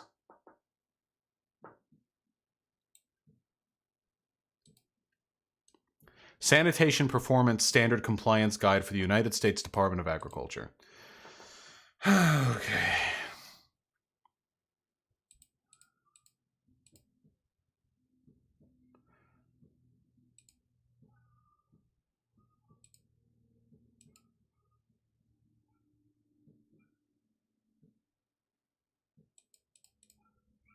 Nope. Not a single provision here specifies. Not a single provision here specifies that the door has to swing a particular way, only that it has to be well sealed when it's not being swung open. It's just, why are we spending time on this? Because everything that everybody says in a PragerU video is a fucking lie. And these videos get millions of views. They lap it up, and it's all, every single drop of it is lies. And it's so fucking easy to disprove. I want to throttle these people. These people are responsible for the misery and suffering of millions, billions of people. They're the capitalist class. They're not like you and I. They're different from us. We have material concerns that are utterly divorced from theirs. Their concerns aren't, how do we pay for health care? How do we get our child a good education? How do we afford this car payment? Their concerns are, how do we lobby our tax interests to Congress effectively? How do we convince the working class that we're on their side? That's their interests. It's fucking disgusting to me that these people are so fucking... Not only are they propagandists, they're bad at it. Because anyone could watch this and realize it's lies, but they don't. Because the education system is as bad as the healthcare system. lapping it up. People, the same unironic dipshit. Oh, business reg. Oh, this poor multi-million-dollar international CEO who writes op-eds in the Wall Street Journal and appears to testify before Congress. If only it weren't for regulations that he mentioned that can't be found anywhere and are contradictory but don't actually exist, then this man, whose business is like a family to him, might be able to make even more money. These people, and they love it up. I bet you this person, Sly Fox, 2 weeks ago, 3.4K likes. I bet you this person within the next 6 months is going to look at their bank account and then look down at an injury on their body or the body of one of their children and wonder which one is more important to them. Andy Bernard, 2.1 thousand likes, typed 2 weeks ago. I bet you that this person right now is contemplating getting a third job because he can't pay down his student debt. Emperor Washington. Okay, well, this person's definitely a fascist. Emperor Washington. Sergeant Blaze with the red fedora profile picture. 1 week ago, 205 fucking likes. Small businesses are the backbone of the economy from a lot of politicians. True! Except not really. Not in the way they say it is. And certainly not from this fucking guy who's not a small business owner by any stretch of the word. I started keeping 2 sets of doors. One that swings in for the FDA and one that swings out for the ag department. Here's another example. The FDA requires... Again, everything he just said, we can just safely assume is a complete lie. Like, there's literally no truthful basis to anything that he just said. Requires bakeries to send a sample of every product batch to a third-party lab for testing. Wait, what is this? Let's pay attention to whatever he's about to lie about next. Here's another example. The FDA requires bakeries to send a sample of every product batch to a third-party lab for testing. Really? Small bakeries, huh? The FDA requires that every small hometown bakery send a portion of each batch out of the oven to their to one of their laboratories? Really?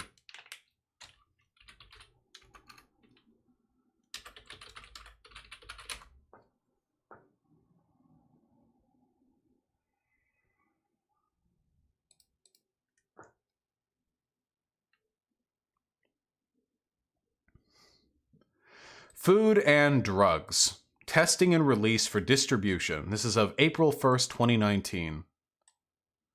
For each batch of drug product, laboratory determination. Okay, this is for drugs. Food and Drug Administration. Okay, this is for drugs specifically, not for food.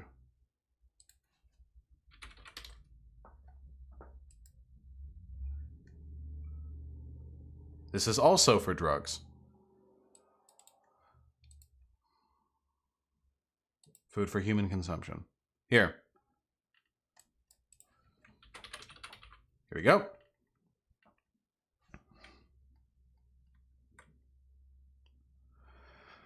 Verify that your finished batch dietary supplement meets specifications for identity, purity, strength, composition.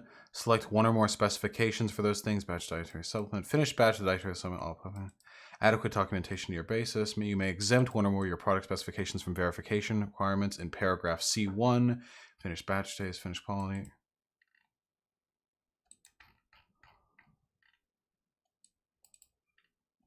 Compound.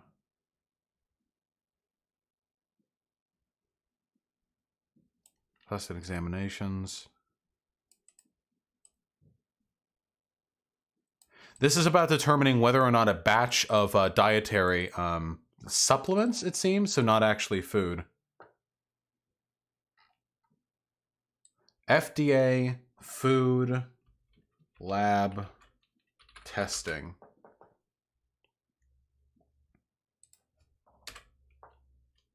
Guidelines.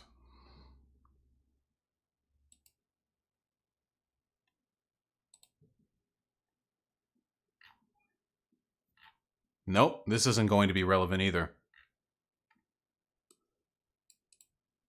Whatever, let's just continue with this fucking video. We make 36 batches a day. That means we have to send 36 bags of cookies every day to that lab. Remember that giant factory? Remember that huge factory that we took a look? For one, assuming he's telling the truth, remember that enormous factory? There is plenty of space for 12 million cookies a day for 36 bags of cookies to be sent to the FDA. Hey, keep in mind, by the way, the reason these regulations exist, assuming he's telling the truth because he lied about the last thing, the reason these regulations exist is to cut down on epidemics and mishandling of food or diseases that are caught in it, or a lack of purity, like they're putting sawdust in their shit instead of flour. You know, all of that stuff that has plagued the food industry in less regulated countries for their entire for the entirety of like the developed world. This cost me tens of thousands of dollars every year. I don't care. I don't remember. Every year? I thought he was about to say every day. Oh, I'm sorry, fuckhead millionaire. I don't give a shit if your gigantic new fucking Mexico factory racks up a couple $1,000s every year, fulfilling fucking FDA requirements. Also, why aren't you specifying how much money it makes you? What, does it make you $11,000 every year, or cost you $11,000 every year? But you want to pretend it's higher than that? Joseph's Light Cookies. This company has an annual revenue of 10 to 20 million and employs a staff of approximately 20 to 49. I think he's gonna be okay, guys. I think he's gonna be okay. He's a member of the Job Creators Network, a conservative United States advocacy group. It was founded by Bernie Marcus, the co-founder and former CEO of Home Depot. In order to make $10,000, I have to sell $1 million in cookies. Which he's lying about. There's no way his profit margins work like that. Guys, hey, really quickly. Do you want to know another way in which he's lying? I know we already know that he knows that he's lying, okay? I know we already know this, but his claim is that he has to make $10,000. He has to sell $1 million worth of cookies to make $10,000, okay? That's his claim. His annual revenue is 10 to 20 million. Let's take the lower, or we'll take both ends of, no, let's average it. 15 million yearly revenue. Now, revenue is not the same thing as profit. So if he made $15 a year, $15 million a year in revenue, that would mean that his actual profit would be 150,000. So using his math here, and the estimation of how much money he makes per year, his business's total profit at the end of each year would be at most $150,000. And yet somehow, he employs 20 to 49 people and is also a multimillionaire. Damn. So even if every single dollar, not even counting taxes, even if every single dollar of profit went directly to his coat linings, he still wouldn't be able to make enough to afford the lifestyle he lives currently. Something tells me he's not being honest about his margins. But you know, I mean, he lied about absolutely every other fucking thing conceivable in the entirety of this video, so you know, who would have thought? Who would have imagined? He's a Trump reply guy? Well, he's on a PragerU video. Ooh, baby, I'm cringing over here. With 3 likes. Joseph's Light Cookies is in a border town. Crime is rampant, drugs are rampant, and the community is under siege. Listen to POTUS, real Donald Trump, and build a wall, Pelosi and Schumer. Damn. Hey, go back to Italy. Go back to Italiano Supremo, you fucking Don. Get out of here. MAGA, make America not Italian again. We've never had a bad test. Hardly surprising. Making cookies isn't that complex.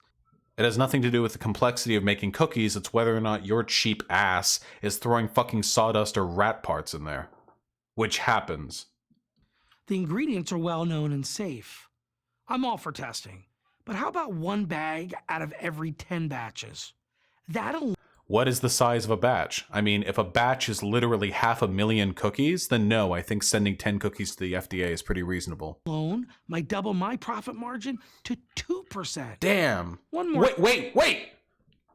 No. Is he actually fucking suggesting that this particular FDA requirement, the cost of him sending bags of cookies to the FDA, cuts in half his yearly profits?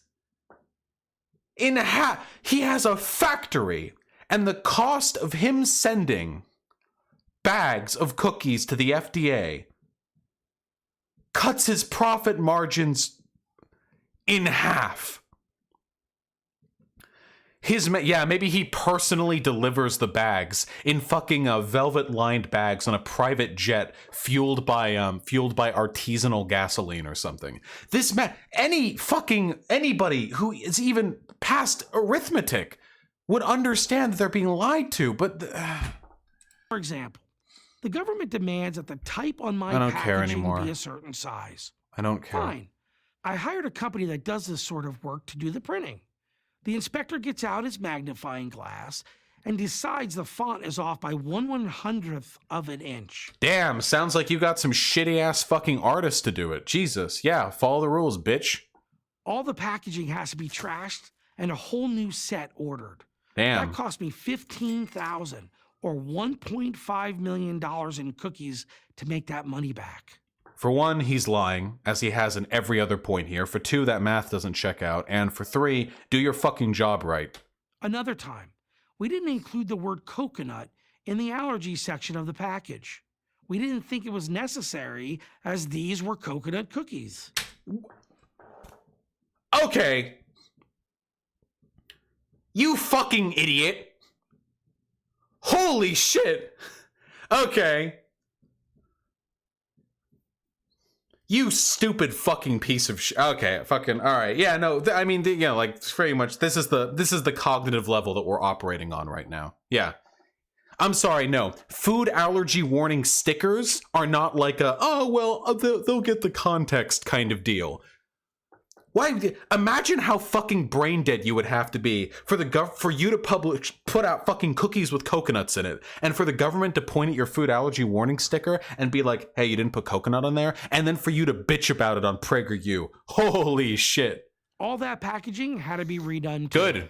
I hope it fucking bankrupted you. I hope you had to sell a fucking yacht to buy the packaging to redo all of that shit, and then I hope, the money that you spent was money that you couldn't use for your own fucking diabetes. I hope this guy dies from his diabetes. That cost me $68,000. Good. I should have cost you more. They should have fucking fined you, you stupid piece of shit. Or $6.8 million worth of cookies to make that money back. I could go on. So could anyone who owns a small business. You don't own a small business. You own a multi-million-dollar factory, and you're an international But you get the CEO. idea. Small businesses are responsible. Also, is anyone else getting the impression this guy is an incompetent CEO? I'm terribly sorry. I understand government regulations can get everyone down. I kind of get the impression this guy might actually just kind of be a fucking dumbass, and now he's blaming the state for it. The state had a regulation for packaging size, and they got mad when I didn't do it. Why is the government mad? I didn't put coconuts in the allergy warning for my coconut cookies. I'm sorry, dude. I can't fucking. How edgy can I get with this? Does diabetes affect the brain? Is this like early degeneration? Responsible for 60 million jobs. We could be responsible for a lot more if the politicians who pass these laws and the bureaucrats who enforce them would back off. Common sense regulation, I'm all for it. Excessive, unnecessary, wasteful regulation, I need to get back to work. Please get back to work and then die. Please perish in a fire. Holy shit. Nothing disgusts me more. Everything was a lie. The math was all off. He's a big businessman who owns a factory and probably treats his workers like shit, calling them family and telling everyone else that he's a small business worker. Man, fuck this guy. Fucking perish. Fucking get out of here. Out. Out. Out! Get him out. Make America great again. Get these fucking porky business owners out of here. That's what we need to make America great again. We need to expropriate the fucking bourgeoisie. Send them the fuck out of here. Disgusting.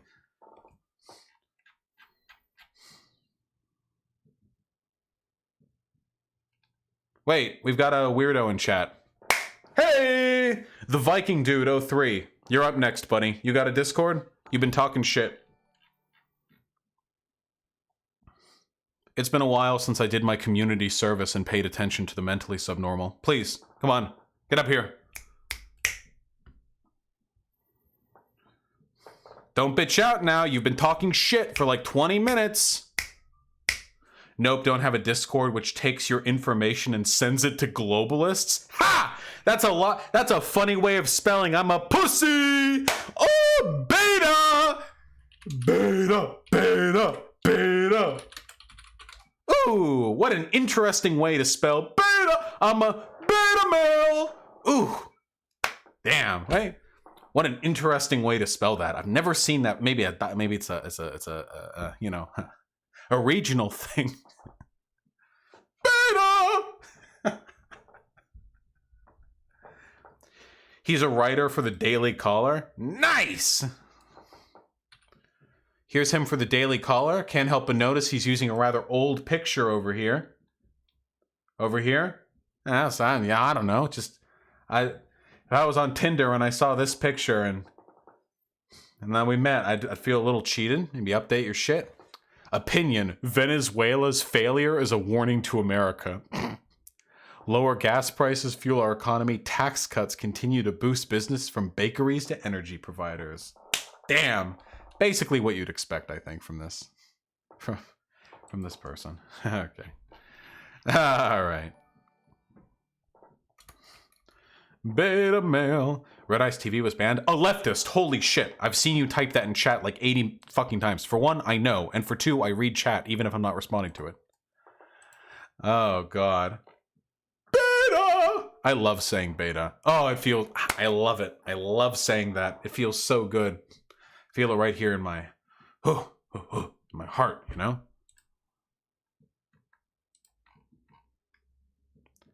Opinion on Zizek's take on immigration? What is this?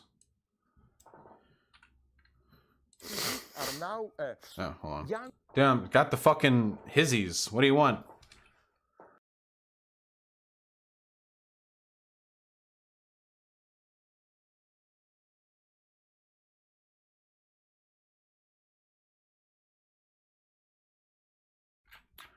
All right, let's do it. It should be noted that there are some takes on Zizek that I strongly disagree with, so this might be one of them. Let's listen. Most of the refugees are now young, aggressive people who had enough money to pay. Usually it costs to come from Syria or wherever there to Western Europe. It costs around 5,000, I think. A certain amount to get to Turkey, then a certain amount to be smuggled into southern Italy, wherever, and so on and so on. And so the true problem, I read a very good analysis, are those who are left behind there. Those are half safe, those are active and so on, those who reach Europe. Look at those. In other words, the solution is not let's open our hearts and everybody should come to Europe. If you do this, you will get a populist revolt in Europe and so on. It's a catastrophe. Most of the... yeah, I disagree with him on a lot of this sentiment. I strongly disagree with a lot of that sentiment. Okay, so there are two perspectives that you can take here. For one, so there is a higher degree of violence that is associated with being a refugee, which makes sense because they're fleeing from like a war-torn area. It makes sense that that would be an issue. Also, statistically speaking, in like a refugee situation, it is typically going to be younger people who are capable of making the trip away, and younger people commit more violence than older people. So as a disproportionate so on and so forth. He was saying there, by the way, that you'll fuel right-wing populism if you bring in a bunch of refugees, which has turned out to be true. However, the problem is the way in which he's phrasing his sentiments is kind of antithetical to the political messaging that he supports. Zizek himself has said himself has said that while it may not be fun to do so, it is the ethical thing for, should it be necessary, for mainland Europeans to open up their doors personally to allow themselves to live with refugees. He has said that is the moral thing to do. So I think he's arguing about the blowback that takes place from refugees coming in. But the way he phrased that really made it sound like refugees, violence. Don't refugees commit less violence? They commit a lot less than is often claimed, but no, it's legal immigration immigrants who commit less violence. And with illegal immigrants, it depends on the area and how much of a wash it is. And with refugees, I do think they're associated with slightly higher crime rates. Wait, if you're claiming that high immigration and or asylum seekers cause fascism to rise, wouldn't it follow that you should be against those things? Well, no, because that's like saying that I should be against, like, mom speaking up in favor, like, about her day because that'll cause daddy to smack her. Like, I don't blame. The moral thing is to do the right thing and to deal with the consequences of that thing. So you can't. You just fight the fascism, you know? It's not the refugees' fault that, like, white people are well, it's not just white people. Fucking everyone is doing their own, like, ethno-nationalist play thing right now. But it's not their fault. The best thing you could do, see, the real thing that would help, by the way, is because right now, the reason why the refugee crisis is such an issue in Europe is because governments have been dragging their asses dealing with it. If the governments were actually like, okay, fucking, we're putting aside money for this. Corporations, you're getting taxed heavier. We're going to socialize this shit. We're going to actually have government housing programs, help the refugees up. We're going to give them educational programs. We're going to set standards and guidelines for how they're treated. We're going to do this, this, and this. We're going to make sure that refugees are treated properly without bearing a burden down on the average citizen of our country. If they did that, then it would contribute to a rise in ethno-nationalism much less, because they wouldn't just be reigning free to expose the failings of the state, you know? I'm incredibly skeptical of just hearing an edited 1-minute clip, though. Yeah, no, of course. Yeah, don't, like, Zizek isn't, like, anti-immigration or anything like that. The important part is integrating immigrants and refugees in a way that meaningfully integrates them into society, because it is that integration that is essential to the social cohesion that needs to follow. Social cohesion is pretty important to an extent, you know? I'm not saying everyone needs to be the same culture or whatever the fuck that means, but generally speaking, it's good if people can communicate with one another, have shared cultural values concerning treatment of marginalized communities, shared norms about how you behave in public, you know? For example, like, this is something that comes up a lot. The Chinese tend to be really fucking rude, like tourists. And the reason for that is because China has different expectations for how you behave yourself in public, just different social norms. They're not intrinsically worse or better, but when viewed from the context of our lens of expectation, they come off looking really rude sometimes.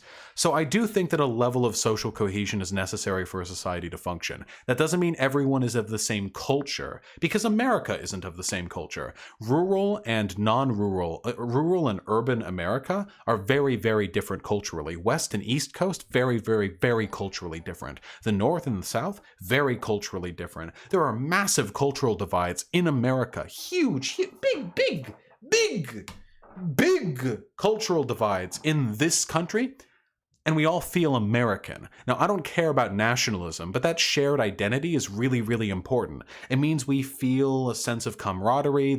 We feel like, okay, this paycheck might not help me, but it might help someone else, and like that kind of stuff, you know? And the idea is to move past tribalism and help people acclimate themselves to a sort of global community. But it's easier to do that when the borders between different communities are, or not the borders, I'm sorry, the dissonance between different communities is light and slowly integrated. So when we have a refugee crisis from a country with a very different culture than our own, Syria, and it is a different culture, like, for real, like it is. When we have a refugee crisis from a country with a very different culture, going into like Germany or whatever, there is going to be antagonism between those two groups. 100%. Like, I'd be an idiot to say otherwise. There's going to be conflict. There's going to be probably a higher rate of crime, of course, because conflict tends to lead to that, especially in poverty too, and refugees tend to be very poor. There's going to be a lot of dissonance and a lot of distrust, and that distrust, if not managed properly, can fuel into racial antagonization, which is really fucking bad. And I think that's kind of what we're seeing, which is Really unfortunate. If instead what you saw, imagine if Germany, let's just take Germany as an example here, because Germany's kind of been leading the EU in this like refugee with Merkel and stuff. Imagine if Germany, instead of handling the refugee crisis the way it did, what if it opened its arms the way it kind of did and said, okay, we have government housing programs that are being built. We're opening up an entire new department of the government for this. We're going to be, have no bid, like bid-in government contracts on businesses who are going to help these people acclimate. And those businesses are going to be higher taxes that we can levy to pay for the government assistance these people are going to need. We're going to have new brackets open in tax. We're going to open new departments. We're going to really get our hands dirty with this. This is a national project for the refugees to be made home, to be made comfortable here. And we're not doing it at the cost of the taxpayer. We all benefit from this. New workers, new jobs, new culture being brought in, new housing projects, new people, after all, is more resources for an economy. Labor is a resource. So you bring in more people, you frame it in a good way. There are going to be antagonizations, absolutely, between the refugees and non-refugees, between refugees and police. So have sensitivity training for the police, bring in police officers who can work as translators if they speak, what does Syrians speak? Arabic? If they don't, then forgive me. Bring these people in, have them work with these communities. Don't let them turn into fucking ghettos. Make sure there are government programs to assist these groups. And overall, make an effort to seamlessly, as much as you can, integrate these communities. This can be done. Put pressure on neighboring countries to do the same thing too. Have everyone take a bit of the burden, have everyone help in, but have them help responsibly. Because if you do it irresponsibly and you foist like 500,000 brown people who don't speak like French into France, who just like occupy ghettos, like that's going to be really fucking unnerving for a lot of native people, and partly for good reason. If I live in like a lower income community that, while again lower income, does feel like home to me, and then over the course of a full few years it is packed full of people who don't speak my language, who don't understand my cultural norms, who I can't relate to that well because we can't speak that well, or I don't really understand their life experiences, they don't share my same cultural language, that's really fucking that's like really unnerving, And we need to be honest about this, because that is a huge burden on those communities. If we're not honest about it, that only fuels the sentiment of people who feel like they're being left behind by us, like globalist liberal elites or whatever. Oh, you don't have to deal with it. Oh, why don't you go live in those communities? I don't right now, but I recognize that is undeniably a burden, but it doesn't have to be. Because Syrians are people, and refugees are people, and people can work. People can learn and grow and immigrate and emigrate and assimilate and become larger and stronger. They can form bonds in communities with communities that they were not previously a part of. And that's really cool, and that's what needs to happen. That, a good collective policy of integration and assimilation. Now, by assimilation, I don't mean like stop speaking your original language, bleach your skin white, and like stop with all of your cultural practices. I mean assimilation in the sense that make them workable within the state they're in, while putting pressure on other countries to do the same and foisting an international effort to provide aid to the Syrian crisis. There you go. I think that would have been a good way to handle this. But because we didn't do that, not only is Syria still brewing in turmoil, not only that, but also far-right nationalism is resurging in Europe because the largely unhandled refugee crisis has led a lot of already racist white people feeling like they're being, their pure Aryan blood is being diluted with the disgusting dirt kind, filthy sand people, and that's their fault, mind you. The fascists and the ethno-nationalists, that's on them. I'm not blaming the refugees for that, but they were there, and effort should be made to assume integration in a way that doesn't lead to an increase in the prominence of fascism. And I think that is a charitable interpretation of what Zizek was saying. But I am not cultural syncretism, Vosh, not assimilation. Cultural assimilation is cultural genocide. Yeah, assimilation has a lot of really bad connotations. Okay, cultural syncretism. You know what I'm talking about here. You know what I'm talking about. I'm not talking about fucking the Indian schools, you know, to kill the savage, save the man. I'm not talking about that shit. You know I'm not talking about that shit. Anyway, I think that is what Zizek was saying, but I'm not getting him off the hook because the way he phrased it just made it sound like we shouldn't accept refugees because they're violent and not compatible with our culture. I agree, multiculturalism doesn't not work. Assimilation into a single but open progressive culture is highly desirable. Libraven, what the fuck? I thought you were liberal. We have multiculturalism right here in America. I just talked about this. The culture between where I live in Seattle and where people live in Alabama, these are completely disparate cultures. I have more in common with like a middle-class Chinese person, I would be willing to bet, than I would with like a deep rural Alabaman. 100%. Multiculturalism works in every country on Earth because every country on Earth is already multicultural. When people say multiculturalism doesn't work, what they actually mean is multiracialism doesn't work. And that's also not true because America has been racially diverse for a very long time. It's one of the most racially diverse countries on the planet. There are countries in Africa that have more ethnic diversity than any other places on the planet. And in many of those places, things are actually working fairly well. Now, obviously, there are issues with many of these African countries, but in the specific purview of ethnic integration, multiculturalism isn't this like intrinsically bad thing. It's a thing that is happening and has happened, and we just need to make sure that it happens in the best. Wasn't Rome also really diverse? Rome was like crazy diverse, yeah. 100%. Yeah. Rome's ethnic, cultural, and racial diversity was insane. I mean, think of how big it was, and they were all Roman. As long as you were a Roman citizen, baby. Anyway, the only point that I'm getting at here, is just diversity. Everyone argues diversity is good, diversity is bad. Diversity is intrinsically good because we already have it. Diversity of thought allows ideas to grow. Diversity of population allows for a richness of culture. And this has been the case this was the case even when America was like all white people, except for the slaves. Because there was still diversity of culture back then between the German immigrants and the Polish immigrants and the British and the French. Even that was good. But sometimes diversity brings with it some problems, but the diversity is inevitable. It's intrinsic. All that's to be done is to deal with the problems, like adults. That's how adults solve problems.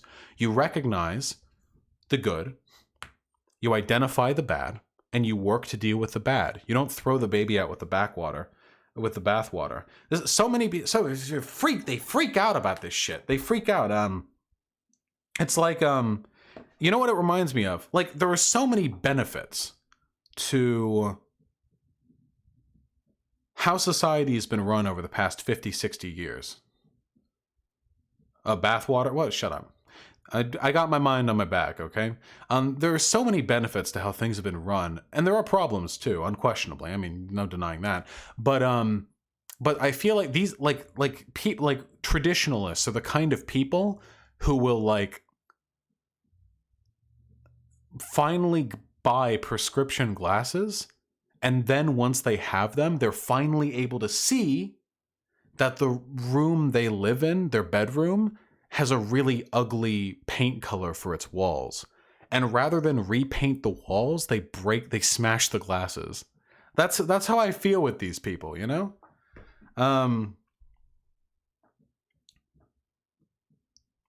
Of course, the majority of them don't really care about like making the world a better place or making America strong or making anything better for anyone or making people happy. What a lot of people are is they're just racist. They're just really scared of brown people. Do glasses make you see colors better? Shut up! Fine. The wallpaper decal. Shut the fuck up. Anyway, there's it's stupid because like in large part my job is to provide political insight, you know? But there's only so many ways that I can say this over and over again. A lot of conservatives, reactionaries, what have you, are just scared of brown people. They're just scared and angry. They're just scared, angry, and stupid. And really, that actually often is all of it. Like, sometimes that actually is it, you know? And I don't have anything interesting to say about that. I wish I could have an interesting conversation with like a traditionalist or a fascist or something who wasn't fucking insane. Who wasn't like an actual lunatic. Because they always come up, people like, oh, debate striker, DSA Enoch. These people are, they believe in the Jewish question, so they're insane. They believe in a conspiracy theory. There's no point in talking with them. But fascism is based on that. It's conspiratorial thinking. It's deliberate irrationality. Yeah, it's inherent insanity. I can't do it. Because all the legitimate complaints fascists make, I can talk about that. What elements of modernity are good? What elements of modernity are bad? Right? Like, what can we fix? What's worth fixing? What does the data show? What do we value as a society? What's worth this? What's worth that? What do we want to achieve? Do we, and so on, you know? But I can't have those conversations. It's not possible because they're lunatics. Oh, you made an ayaya of yourself? Wait, hold on. Oh my God, that's so cute. Holy shit, guys. Look. Look. Hyena made an ayaya of herself. That is so fucking cute.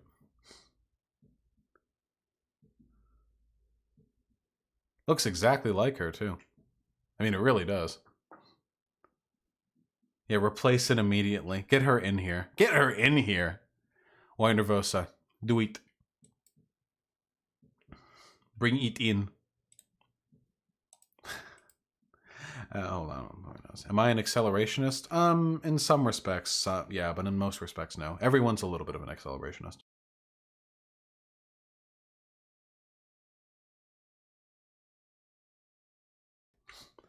Crypto Velvet, I'll be talking about Chile soon, I promise. The JLP thing is not out, I'm afraid. Nor will it be for at least a little bit longer. Not my fault they take a while to edit. Hold on, I'm going to go over donations, and then we'll continue talking, okay? Am I a left com? Yeah, probably. There seem to be a lot of protests and revolutions happening around the world. What do you think of this? I mean, global unrest has been a thing for a really long time. I don't even know if more revolutions are happening right now than is normally the case. Hold on. Ronald Rump with the $2. Love you, comrade. And then a link. I don't know what that link is, but I appreciate you sending it to me. It's not even clickable. 359 Michael Ward with the $5. Thank you. Living in the UK with the NHS made me think that having doctors and nurses are the same on the respect list as soldiers and coppers growing up. Nope. Americans don't give a fuck about doctors and nurses. Not even close. Boy! Sake Tanuki with the $5. Do you think the possible kingmaker position for the NDP... Do you think the possible kingmaker position the NDP in Canada may be in might be a good example of what a third party can do in US politics to hold Dems hostage? Yes, actually, Sake. Well, the problem is we don't have the same kind of parliamentary system that Canada and England have, but it is possible that a strong third party could, in Congress and in the Senate, or in the House and the Senate, make a good effort to like check the Democrats. Having a kingmaker leftist party would be really powerful. Really, really, really powerful. 100%.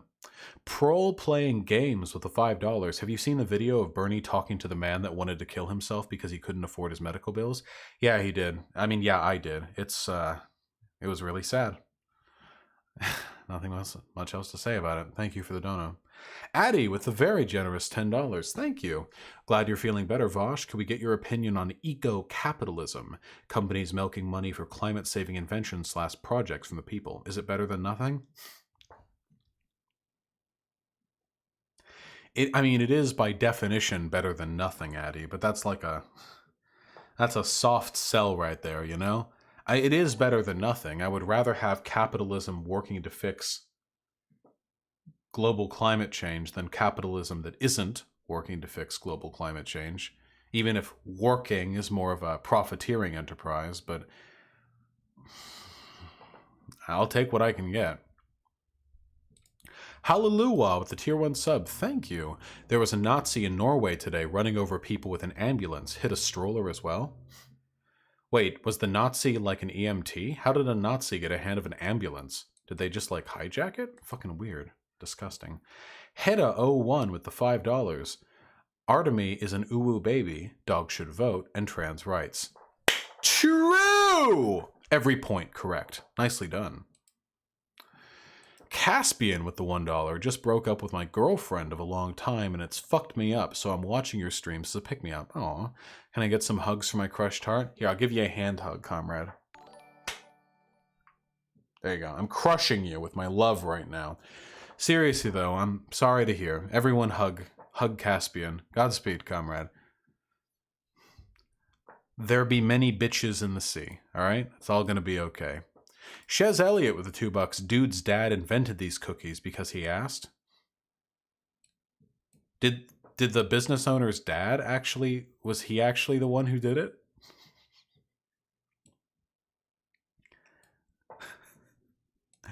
Title Punk Roller Girl with the $5. If you think about it, a business is a lot like a family. Everybody does what daddy says or we don't get our college paid for. True! Which is why I don't like the family either. Oh, I was going to talk about that today. Apparently, Joseph's pulls in $100 million a year, and that was in 2013. There, on tonight's edition of How I Made My Millions. Not an ounce of sugar, but boy are those profits sweet. Rolling in dough. Still to come. From humble beginnings. When I was 11 and a half years old. But boy are those profits sweet. Plug continues. Monthly. I can't watch. No, we're not watching that shit. I can't watch fucking news shows about how, like, fucking Porkies made their money. Fuck that shit. Trianon with the $5. In the scene where all the excessive regulations displayed in the background behind Cookie Porky, one of them was handicap access. Intersection of ableism and capitalism. Also heal up soon, Vosh? Thank you. I will heal up soon.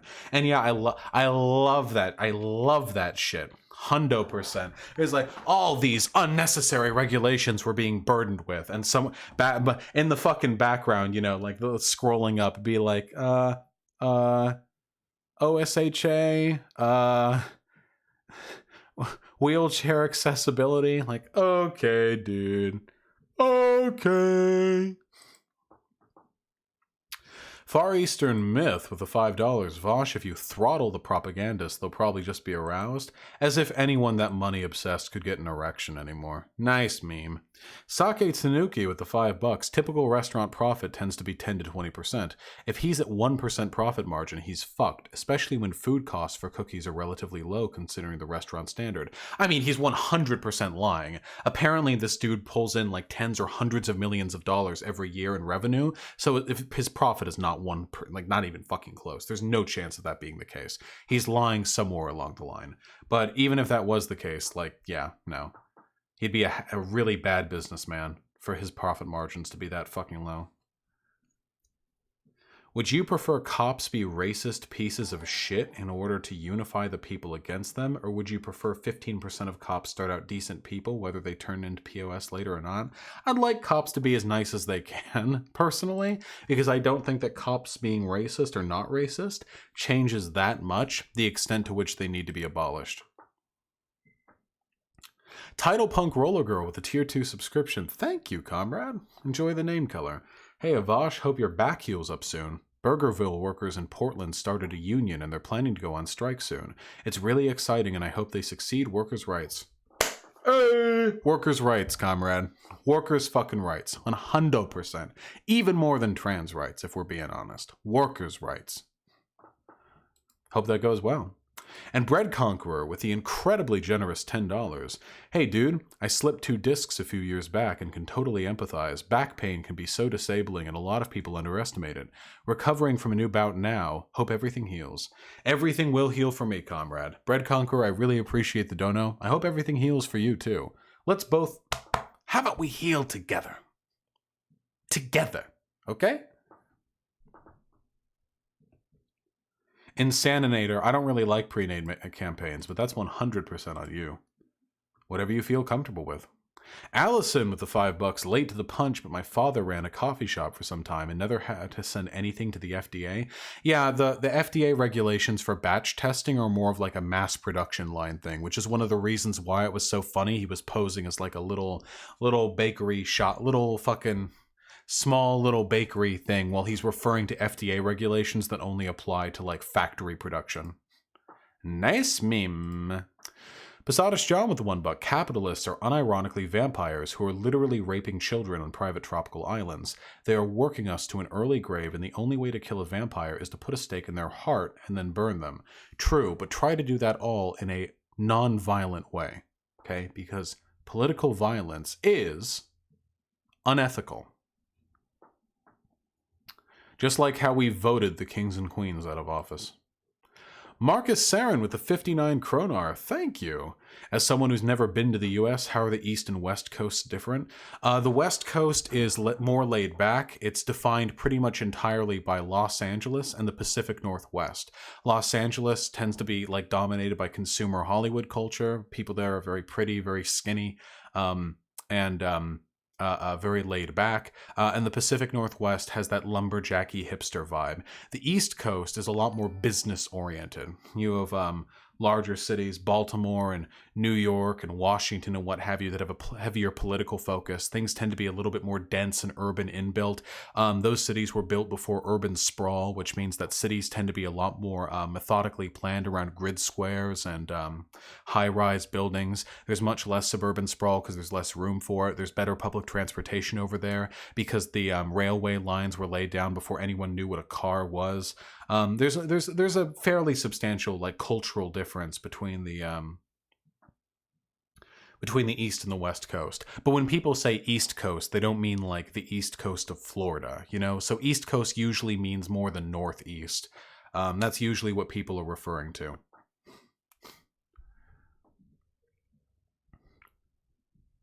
Forget about it. What about the center coast of the Great Lakes? Never been there. Do I hate True Scum because I want to prove to some people that you aren't a True Scum? I mean, yeah. Wait. Yeah, 100%. Fluffy Dragon 3, I have videos where I argue against True Scum and TERFs. I've argued with Blair White, I've argued with multiple TERFs, I've argued against transmedicalism multiple times. Yeah, 100%. I don't hate all True Scum because I think that a lot of True Scum are, like, older trans people who just aren't hip with the new wave of gender ideology, you know? Or like they're well-meaning but kind of ignorant. But a lot of True Scum are just pieces of shit, you know? Yeah. Anyway, let me wrap up donos. Then we've got one more thing I want to ramble about. No problem, Fluffy Dragon. Hey, wait, Fluffy Dragon 3. I saw you in YouTube chat before the stream began. I hope you're doing well. It's kind of nice talking to people who I know are new here. Happy to have you in the real chat. Curious for... Who dares? Oh, nice. Pharmaceuticals. Curls for Hire with the $10. Thank you. That's very generous of you, comrade. You mentioned before how people who hate capitalism can turn fascist instead of socialist. How? Is it just that white capitalism is better than mixed race capitalism? It's because of the problems that capitalism brings. Capitalism brings... Oh, thank you, Fluffy Dragon. I think you're great, too. Capitalism brings about certain issues like social alienation, malaise, a distance from community, economic impoverishment, inequality between the upper and lower classes, and there are different ways of tackling that. You can try to make everyone equal, which is more or less what socialism is trying to do on a fundamental level. Not like exactly the same, but level the playing field. And or alternatively, you can throw your identity behind like the strength of a unified cause. And that tends to be more like the fascist route. It's more complicated than that, but both fascists and socialists are critical of capitalism. The difference is fascists are critical of capitalism in a way that allows them to co-opt it and work with it, whereas socialists are critical of capitalism in a way that allows them to actually deconstruct it and make the world a better place. Yeah, I'm referring to liberal capitalism when I say capitalism, yeah, because fascists always work alongside capitalists. It's called class collaboration, and it's a bad meme. Or phrased differently, it is the 300-year-old trick of the capitalist to take workers who are angry at class disempowerment and to turn them against each other in racial conflict. Fascism kind of takes that logic to a further extent. Socialism isn't about equality, it's about eliminating the parasitic oppressor class, which makes us more economically equal. I'm sorry. It's what's going on. Oh yeah, Fluffy Dragon 3. There are a lot of circles that claim that I'm transphobic, but there's only so much that I can do. I'm just going to keep streaming, keep making videos, keep making good arguments. Maybe my 100th pro-trans, anti-true scum, anti-transphobe video will convince some people. Vosh, genuinely curious, what's the point of v.gg? What advantage does it bring you? My own site that I can completely customize, that I can operate on no matter what happens to be on other platforms, that allows me to customize emotes, have my own ban permissions, people timed out for a certain length of time, a complete level of customization over my own system, and just a lot of stuff like that. It also means that I run this website, which means I have admin permissions over a lot of the stuff that you guys give, meaning that I can know the IP addresses of people who fuck with me, that kind of stuff.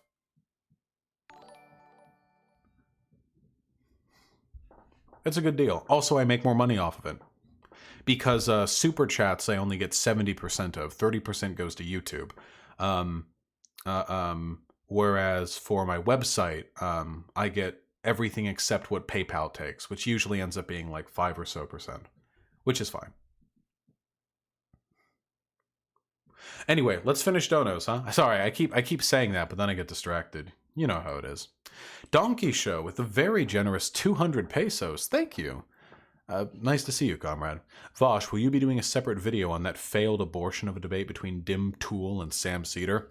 I really want to. I want that to be a full stream. I want to get my fucking soda and my fucking popcorn, and I want to sit down, and I want to be staring not at a black screen, but instead at Sam Cedar and Tim Pool, and I want to talk to you about it. That's what I want. Absolutely.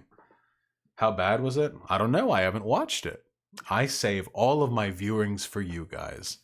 I never watch a video before watching it with you.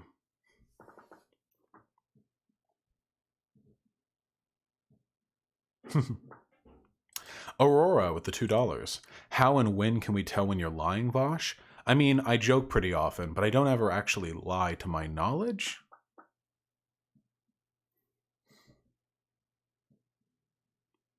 I think the more hyperbolic my language, the more likely it is that I'm lying, but when I'm lying, I'm usually doing it to tell a joke, and I'm expecting people to know that I'm lying. Hail Kavaforth with the $50. Oh. Hail Kavaforth, you cheeky devil, you. Thank you so much for the incredibly generous $50. Jesus Christ. Going to bed now. First wanted to know your opinion on monarchies in modern Western countries. Keep or kill in Minecraft. Trans rights. Trans rights. Political violence is wrong, even in Minecraft. Have a wonderful sleep. Also, I fucking hate monarchies, folks. Fucking hate them. Do you have any idea how much power they're actually getting? People are all like, oh, well, actually they have no real power. It's ceremonial. For one, ceremony matters, or nobody would care about it. Okay? For two, a huge amount of money is pumped into those estates. They reap a ton of money that should rightly have gone to the rest of the state when the monarchy was abolished. For three, it sends the wrong message. There are people who are obsessed over them. They're celebrities. And celebrity culture is disgusting enough when it's just wayabouts who made it to fame because their sex tapes got leaked. No sex shame or emo. But it's infinitely worse when you're idolizing people who literally are they were literally considered to operate on like a higher divine bloodline. Fuck that shit. Nah, get that the fuck out of there. Absolutely not. All forms of hereditary monarchy, symbolic or otherwise, should be abolished. Easily. Easily. Easily. Destroy monarchies. Have a good one, Hail Crawforth. An angry Demetrodon with the 666. Thank you. Anything you came across in the psychology of irrational resource hoarding? Anything you came across on the psychology of irrational resource hoarding and related to the topic? Psychology of irrational resource hoarding. Oh, you mean like people who keep making money even though there's no need for them to do so and it's the only thing they live for anymore? I don't have any research on that. No, I've read things on it, but I didn't like select. I don't have that like. I don't have that stored away. It'd be interesting though. It's true. For their own good, these people shouldn't have that much money either. Yeah, sure, dude. With the $5, Vosh Porcelain recently posted in the community tab that he is going to make a documentary on you. Guys, a Sam Hyde worshipper. Do you care? Sam Hyde, who I remember Sam Hyde being. A documentary on me. Wait. Oh, wait, this person likes the $1 Million Extreme guy? Oh, then the documentary is probably going to be like, I can picture it now. Wait, hold on. Wait, get me out of frame. Give me.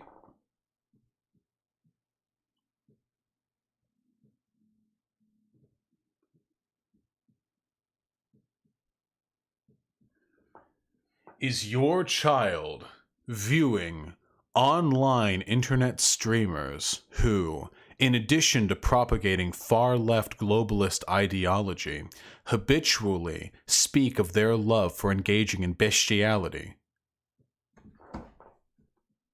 Do you watch streamers who are known for repeated sexual like that kind of, like, yeah, okay, all right, okay. So by documentary, we're talking like a Naked Ape style hit piece. Yeah, nah, it's cool. Have fun. What does community tab mean? Who's Porcelain?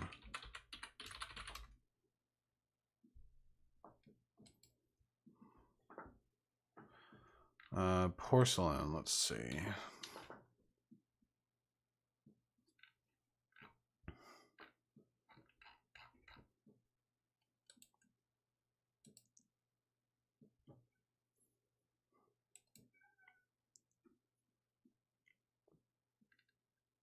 Okay, so it looks like they do little documentaries on internet personalities. That would be my guess. We got Owen Benjamin, Tim Dillon, Joe Rogan, Sargon of Akkad, Baked Alaska. They sure do like Nazis. I'm sure it'll be fun.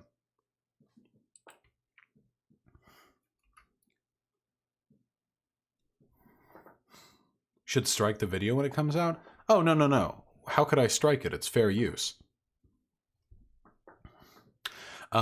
Willis the Birdman with the $5. Sometimes I lose sight of myself and what I believe in my daily. It's a struggle to stay strong in my beliefs when everything in my life tries to squeeze it out of me. This stream helps me remember.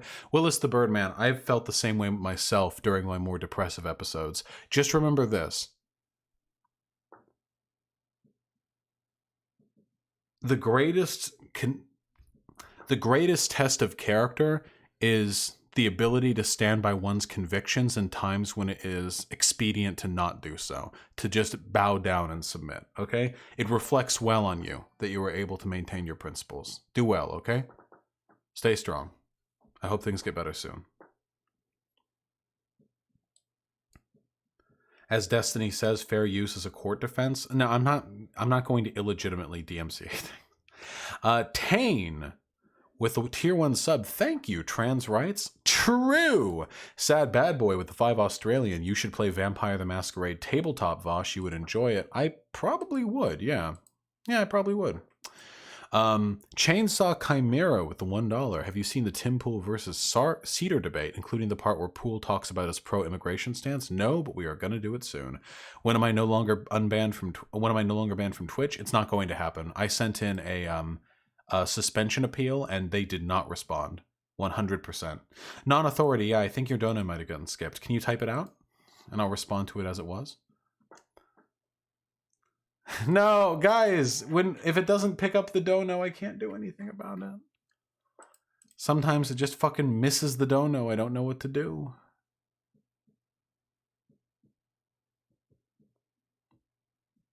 Entranced, it's pretty complicated. I should definitely talk about it. 100%. The difference between different types of gender. Have a good one, Turtle Winged. I have not talked about the Canadian election, but I'm glad the Conservatives didn't win. I look forward to their reeing. Thompson BR42 with the $5. Hey Vosh, I'd love to get your reaction to the UN electing President Nicolas Maduro to the UN Human Rights Council.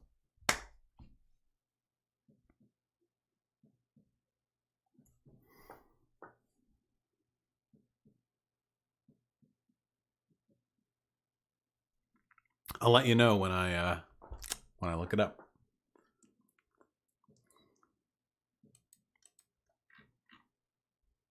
Comes on what?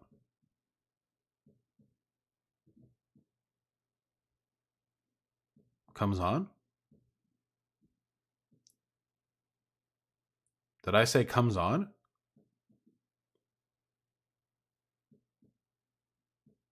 I have no idea what you people are talking about. I'm going to ignore all of this and finish with the last 3 donos. Trotsky is dummy thick with $5. I thought I was gone, but I'm back, baby. Also have some money. I just don't know. Thank you, Trotsky is dummy thick. Delighted to have you here, comrade. I love you, buddy.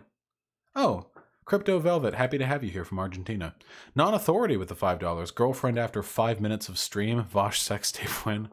Hey, listen, there are sex tapes of me out there, okay? But the only ones that would be identifiably me, because I look the way I do now, are just on my girlfriend's phone, okay? Just me absolutely reaming a twink's ass. Just getting in there. Watch streams. I asked my girlfriend if she wants to watch streams. Hard no. Now I'm watching stream and she's pouting. Ha!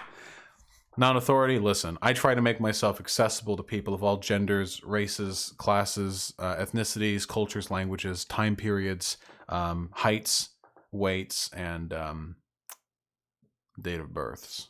As long as it's... No, there are plenty of kids in my audience. Hey, so I'm sorry for failing your girlfriend. He was not a twink? What? He wasn't a twink? Are you fucking kidding me? He was a smooth, lithe... Twinks can be ripped. Twink doesn't mean femboy. Twink means like lithe, like younger looking. He was older than me, but looked younger than me. Smooth, hairless, muscular, but like lithe, you know, smaller than me. Taller than me, but smaller than me. Tight butthole. And Michelle Line with the $2. What do you think of Thomas Hobbes? Hobbes is cringe. Cringe, bro. Cringe! I cringe at Hobbes. Okay, listen, folks. There's one more thing that I really want to talk about, okay? And I'm going to change the stream title, okay? I'm going to...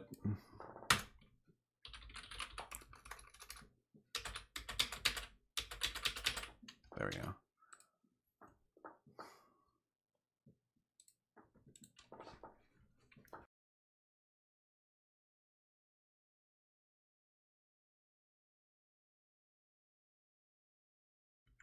All right.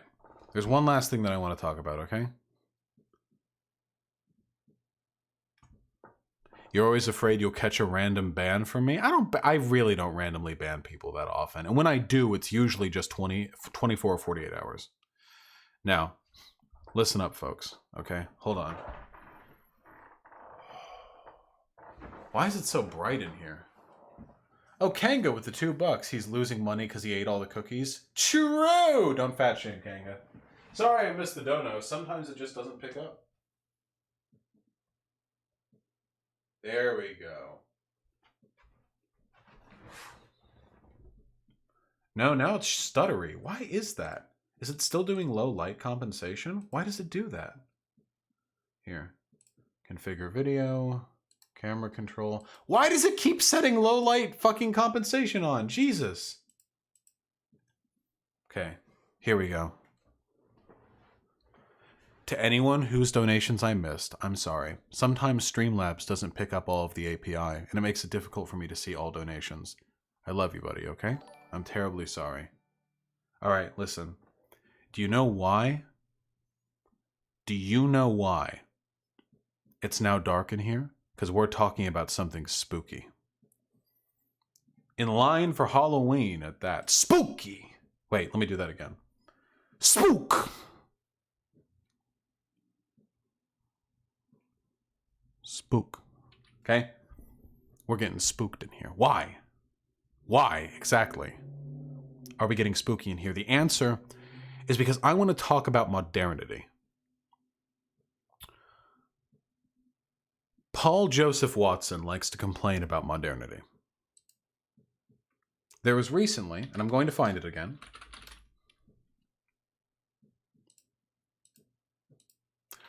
I'm going to have to scroll down quite a bit because Paul Joseph Watson is nothing if not an aggressive tweeter, and I respect that.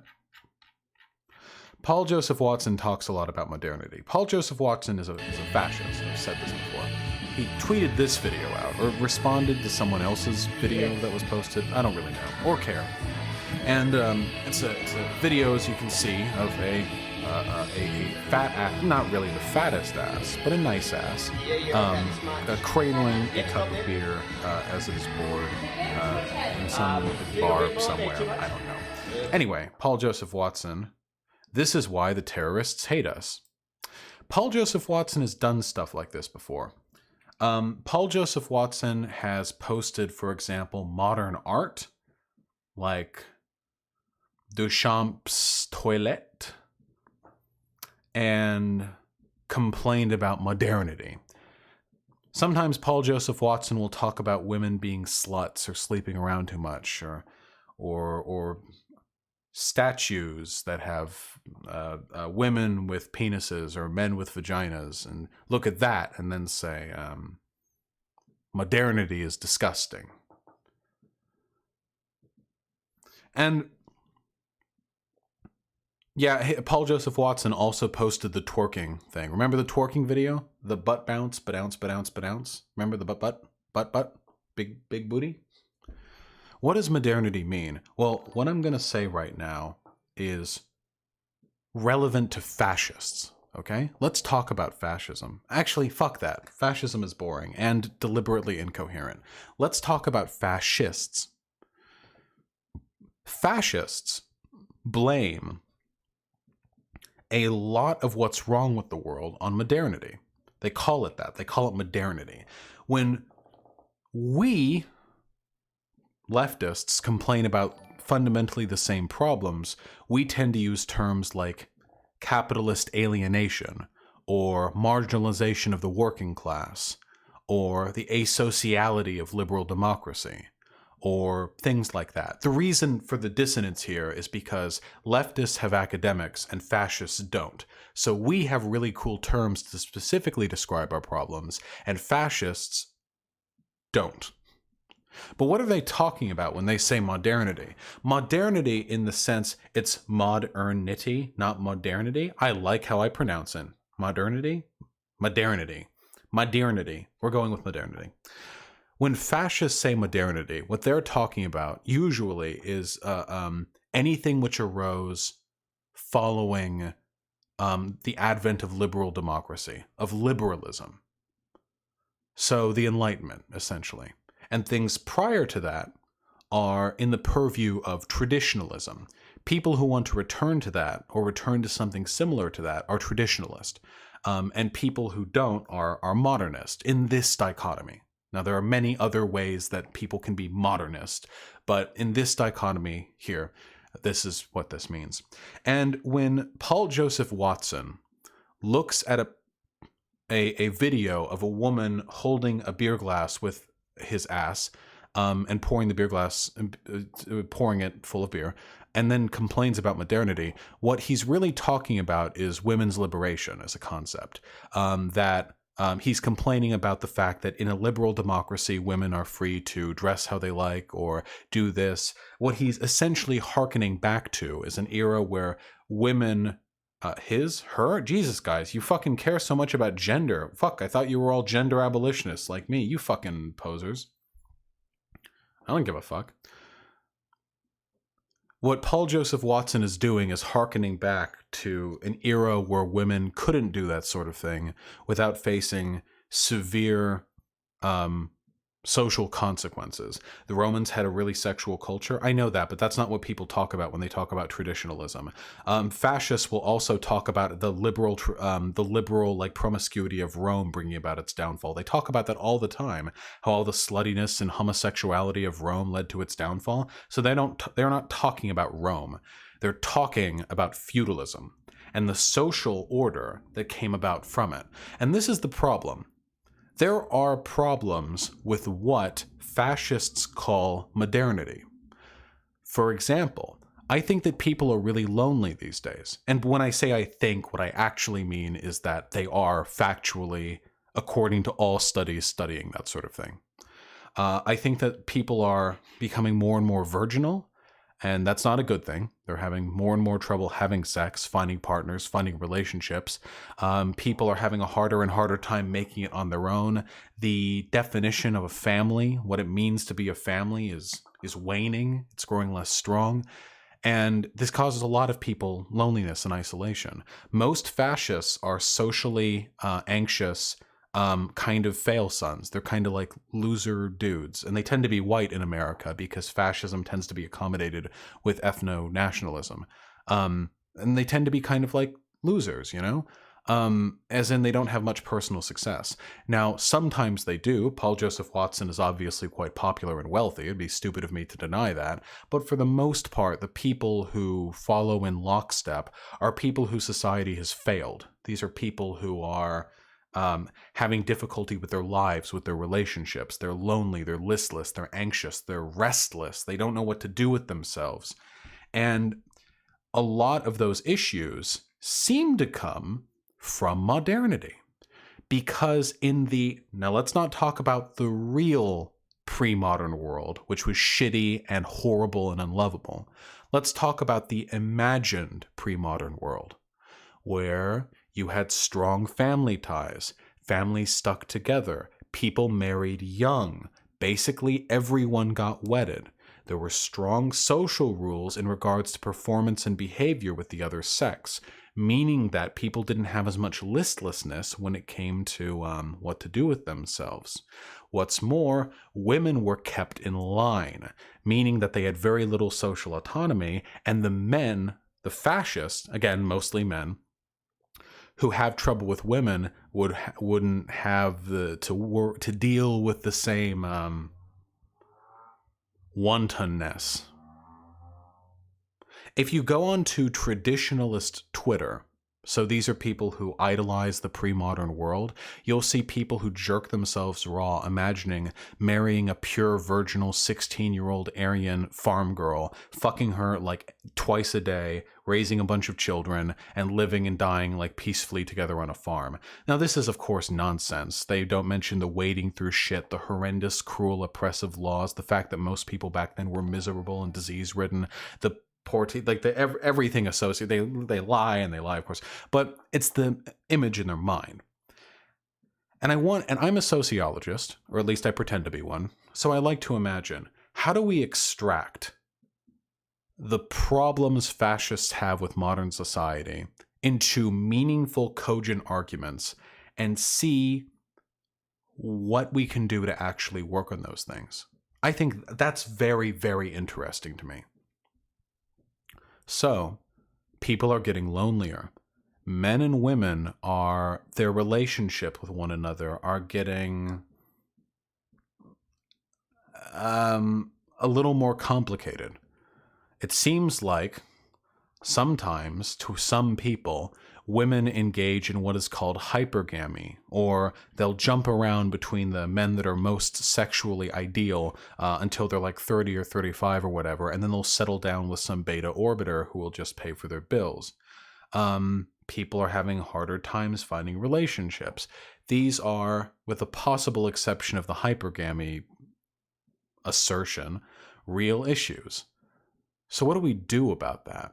The tragic thing is, a lot of the problems that fascists identify as an example of why modernity must be rejected are actually problems with capitalism. But not just that, they're problems with reactionary politics too, that could be addressed through a progressive leftist mindset, but they're not willing to, because that requires tackling the problem itself rather than putting a mask on over its symptoms. Let me give you an example. I used this example earlier, okay? But I'm going to do it again. When fascists talk about modernity and its modern social problems, what I imagine they're saying is they finally get a prescription for new glasses and they can finally see for the first time in their life. And now that they can see, they realize that the wallpaper in their bedroom is kind of ugly. They couldn't really make out the decal before, but now that they can really see it, it looks pretty ugly. And rather than fixing the wallpaper, they break the glasses.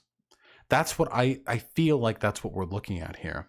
Rather than looking at the problems brought about by modernity and working to fix them, or more accurately, the problems exposed by modernity, they want to return back to an earlier time when society was organized so authoritatively that those problems couldn't even be seen for what they are. So here's an example. Is it really an ideal society where loneliness is kept in check only because women who don't marry men by the age of 25 are considered to be unlovable harlots? Is that really the ideal way of solving loneliness? Or here's another one. Right now, people are having trouble working their jobs, getting the economic parity that they need to live lives fairly and equally. Is the best solution to this really to toss all of the immigrants and brown people out of a country and throw ourselves into a myopic protectionist state that has no chance of competing with a global capitalist market for as long as we can pretend that this system is capable of sustaining the wages of domestic workers? No. Is the best solution to men's feeling of listlessness and alienation to socially condition them to never talk about their problems?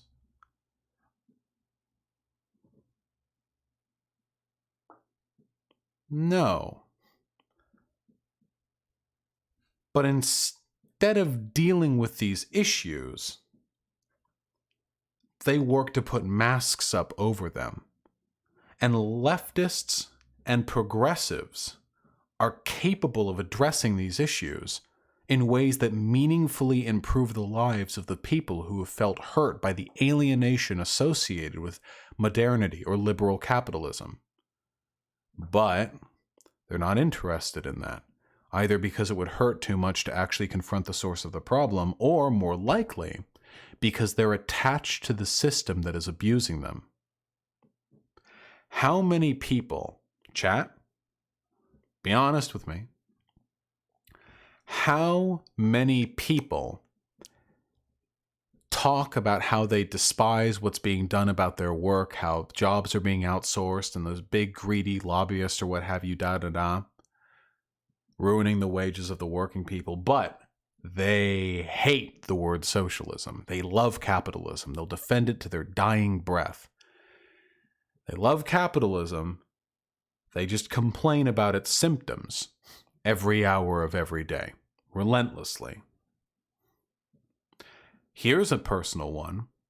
How many dudes out there complain about how there are bullshit double standards about how men and women are supposed to act, how men have higher suicide rates and higher rates of homelessness, but then turn around and make mockeries of other men for crying in public or for being open with their emotional state? How many men are there who complain about that double standard and then go out and perpetuate the systems that lead to its creation?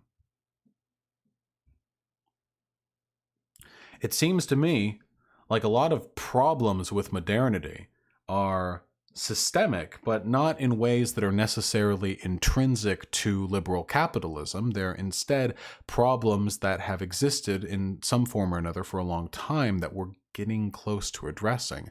But to truly address it, you have to build a new system around it.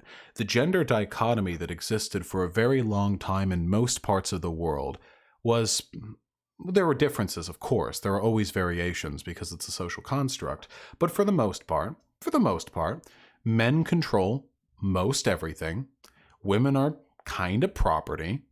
It's okay to rape your wife. It's not rape if it's the wife. This was the case in some United States up until very recently. And, women just kind of sat around barefoot and pregnant. They would work if they were poor, but elsewise they just took care of the kids. This has been the case, gender dichotomy, for a pretty long time. And now, in a progressive society with liberal democracy, as both men and women work in more or less equal measure, and the gender pay gap, to the extent that it exists, is growing smaller and smaller, men and women are becoming more similar as social icons. What do we do with that old dichotomy? Its vestigial elements exist in the myths that we tell ourselves. We tell ourselves about the strong, independent American man who doesn't take shit from nobody, but also never complains about his personal problems, and the cute domestic wife who's soft and gentile and maternal and takes care of all those underneath them. Those stories we tell ourselves, those archetypes we idealize, still exist in our heads, maybe even more so than they do in reality, and we're trying to imprint that expectation onto a reality that no longer fits with it. The system doesn't work anymore. But the old system wasn't good. I'm terribly sorry. And to fascies, I understand most of you literally just do not care about brown people or women, or trans people or gay people or anything. I know. But I do. There's a difference between us. And a social system that relies on the de facto indentured servitude of women to perpetuate itself, the uncompensated labor of housekeeping and child rearing, the social stigma that comes along with being an unmarried woman, if essentially making women second-class citizens is the only way to perpetuate the gendered system that you think works better than this one, it's probably kind of a shit system. What if we thought of ways to make life better for people, rather than just crying like a child who's burned their hand on the side of an oven and running back to their room? What if we made an effort to meaningfully build new systems that don't just feel good, but actually improve our lives? What is it that Paul Joseph Watson complains so much about? What are the things that Paul Joseph Watson will look at and say, ugh, modernity? Well, Duchamp's, what is it? I called it the toilet earlier. What's the actual name for the toilet? I actually forget. The fountain. Yes, the fountain. Everyone shut up, because I already have the answer. He said, ugh, modernity, which is funny because he's responding to an art piece that was submitted like a century ago to prove how uptight and stuffy the art exhibit folks were back in that day. So Paul Joseph Watson is literally taking a position that would have been considered conservative a century ago, which is cool, but whatever. I mean, they're a fascist, right? So that's the goal. What exactly is the issue with the concept that art can mean whatever is considered to be art? The fountain did, after all, elicit quite a bit of discussion. It did elicit, after all, quite a bit of artistic discourse. I think that qualifies it as being art. I don't see why it wouldn't. It's one of the most famous art pieces of the past few centuries. I don't know why, but by what definition you could possibly say it's not art. Maybe fascists are just boring and they think all art can be is a bunch of neoclassical paintings of Roman dudes standing around looking grievous at events of some historical note. Maybe that's all art is to them. It's white marble statues with no paint, and paintings of people looking serious with perfect mathematically coordinated angles for the perspectives of all the buildings and what have you. When they say rap isn't music, even though rap meets every definition of music, you'd actually have to be an idiot to defend that point. But they're not trying to defend that point. The actual The actual argument isn't rap isn't music or Duchamp's fountain isn't art. The actual argument is that it's degenerate art. That it is art which is antithetical to the morals of a good society. Now, how you define what a good society is, I couldn't tell you. I don't know what's going on in their heads, but I will say this. To me, a good society is one in which public figures do not make millions of dollars espousing completely ahistorical opinions about the legitimacy of art. A good society is not one in which you can declare a piece of art you find uncomfortable degenerate and then leave it aside. A good society is one which values art, which considers artistic contributions meaningful, which thinks about art it does not like and thinks on art it does like, considers the differences between the two and makes meaningful arguments without arguing that one is not art. Because that society, the society that I just described, is one which encourages values like freedom, free thinking, freedom of expression, introspection, and artistic development. Maybe that's degenerate. A lot of fascists do think freedom is degenerate in a lot of ways. But why? Paul Joseph Watson said that twerking room was degenerate, that twerking class. Paul Joseph Watson thinks it's degenerate for girls to fill up beer glasses with their ass cheeks. What is that? Okay. I mean, it's a little perverse to fill up a beer glass with your ass. I mean, I won't deny, it's a little salacious. Why so fuddy-duddy, Paul Joseph Watson? I'm genuinely curious. It's funny because Paul Joseph Watson, in the past, has complained about SJW being joyless, puritanical, moral police who want to censor sexuality in media. And now, Paul Joseph Watson, because that was back when Paul Joseph Watson was just a conservative. But now, Paul Joseph Watson is a fascist. So he's okay with anti-fun, moral police, puritanically censoring sex, as long as he's the one doing it. It's just funny how that wraparound works. Why is it degenerate to do that with your butt? I mean, it's a little weird funny, I guess. It's I don't know. I don't really care that much. I don't spare much thought for it. Why is it so bad? Do you care that much about that woman's career choice? I mean, if you'd argue that what she's doing is a bad decision, then even if you could somehow substantiate that argument, it's just a person doing something on a camera. I don't know how you could really form an argument around that. I don't understand. Unless your problem is with the very concept of women being able to be salacious. Your problem is that women have the freedom to exhibit their bodies in that way. And why is that bad? Well, I know why it's bad to you.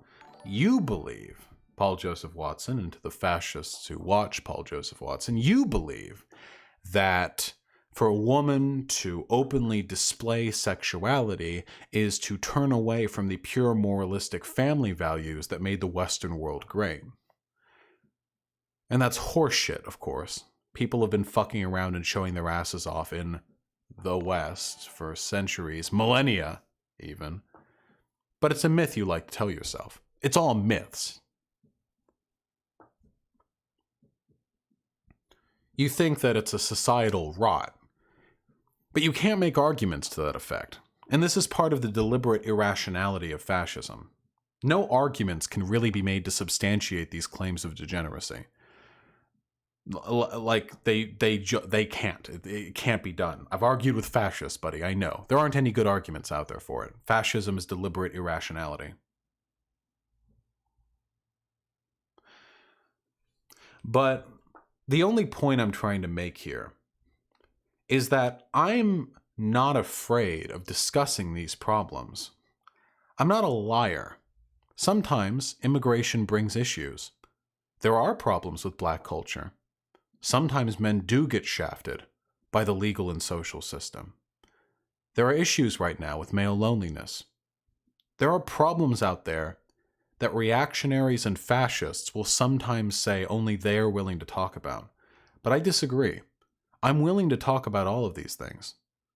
I'm also willing to tell the truth about them and to find actual solutions, more substantiated than I'm scared by one problem amidst the hundreds of benefits associated with our society, and would like to ditch them all to return to one which I believe would be better because I have mythologized the past to the extent that I am essentially LARPing when I read about history. That's modernity. Modernity is a mixed bag. But you should not listen to the people who are only capable of expressing contempt for modernity when they see women or trans people or black or fucking whatever else being rowdy without offering any substantive critique other than accusations of degeneracy. Because those people don't want to make society better. They're just afraid of it as it is today.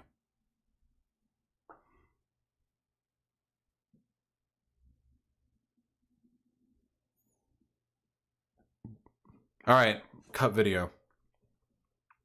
Why do you call everyone a fascist? I don't. I call fascists fascists. Paul Joseph Watson is literally a fascist. He advocates for fascist policy. His arguments are fascistic. He is a fascist.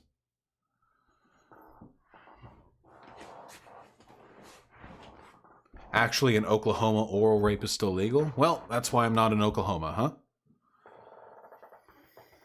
huh? Will you debate JLP? I already did. What do you mean?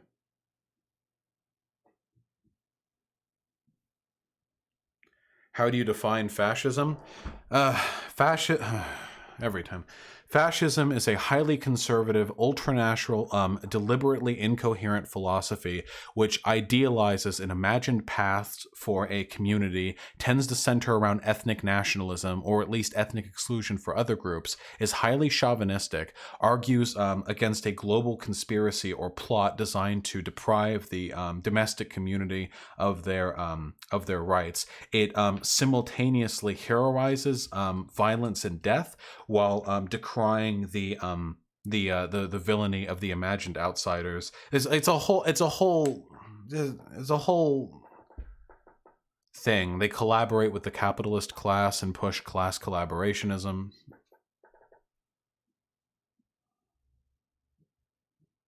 Yes, I saw Ellie Rogers 12. Would you be up for debating Sticks and Hammer? Sticks and Hammer fucking ditched me. I fucking tweeted at Sticks and Hammer and we talked for a bit and then he stopped responding. I want to debate Tree of Logic though. That sounds like a lot of fun.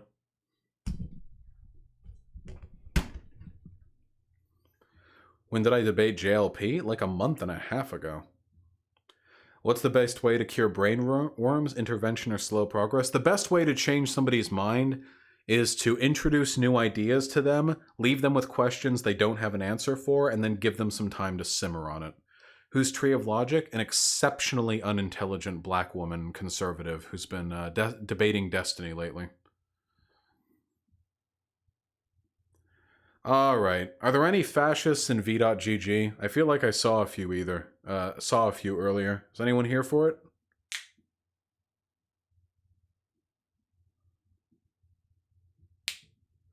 There was a comment on PJW's video about Notre Dame, and it was a guy that said Hitler wasn't a racist because he had Arab allies. Yeah, there are also people who have said that Hitler wasn't a white supremacist because he killed a lot of white people. These people are beyond help.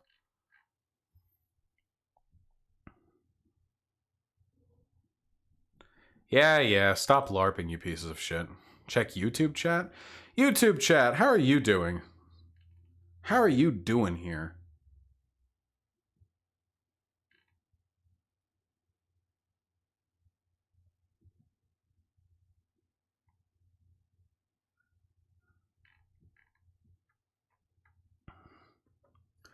You wouldn't believe how shallow and egotistical Tree of Logic is? I think I have a pretty good idea. Tree of Logic is fucking crazy, though. Crazy. Where's your JLP debate? It's not out yet. It'll be a little while. You brought me out of my right-wing echo chamber? Hell yeah, James McPine. I'm delighted to hear that, comrade. I hope things have been going well for you.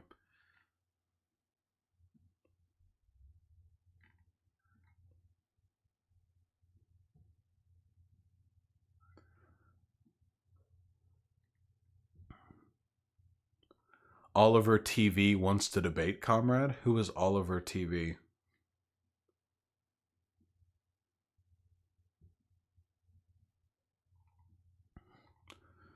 Who is this person? He's a fash? Well, probably.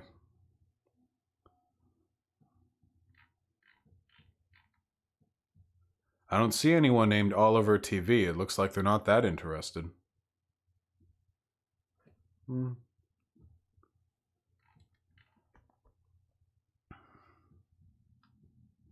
Oh, there they are. When does he stream? I guess I could come in some other day. I don't have a different device here even. Oh, okay. They can't debate right now. I'll probably forget next time around anyway. Fucking cowards.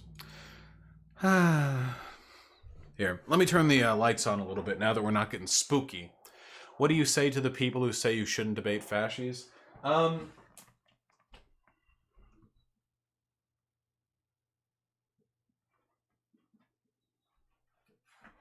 It's fine to debate fascies as long as you do it responsibly. You want to platform fascists in a way that allows you to challenge their ideas, but not in a way that allows them to gain popular support. Don't debate fascists unless you know you're going to win, for example. Don't debate fascists if they have a tiny platform and you're giving them a disproportionate amount of exposure. Do debate fascists if you think you can blow them the fuck out. Also, just don't debate fascists if you don't want a headache. None of them are good debaters.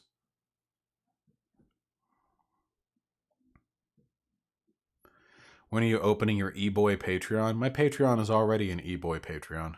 I would unironically probably have nudes sold there if it weren't against Patreon's fucking TOS. Debate Jason Unruh? Nah, fuck that. I don't think I'm going to get anything from that. That's okay.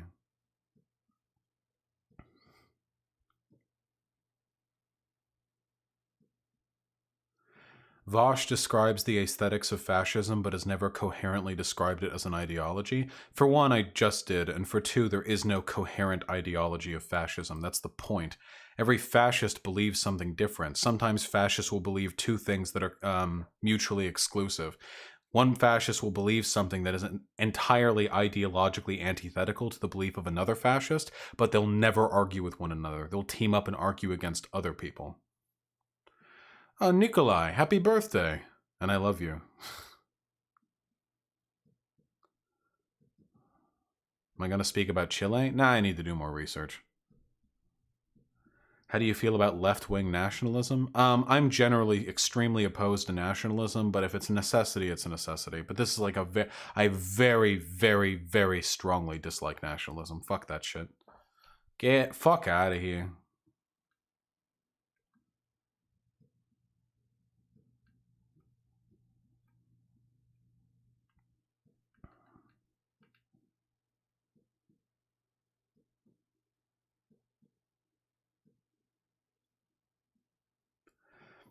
I mean, shouldn't I come up with some topics to go in debate? Oliver TV, nobody prepares topics to go in debate. Also, if you're a fascist, there's no point in providing topics. It's worthless. You're a fascist.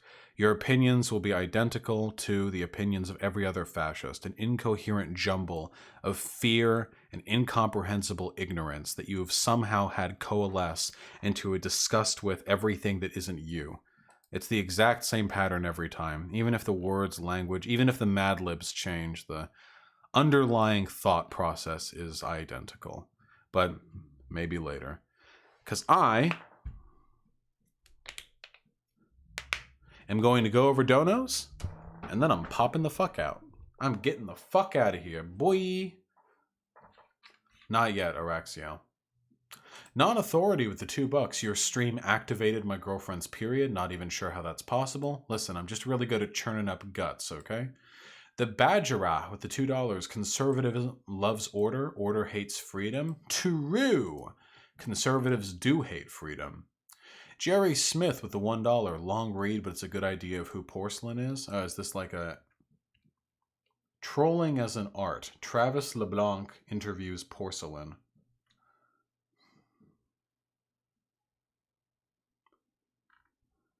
Yeah, okay, so it's like a... It's like a drama...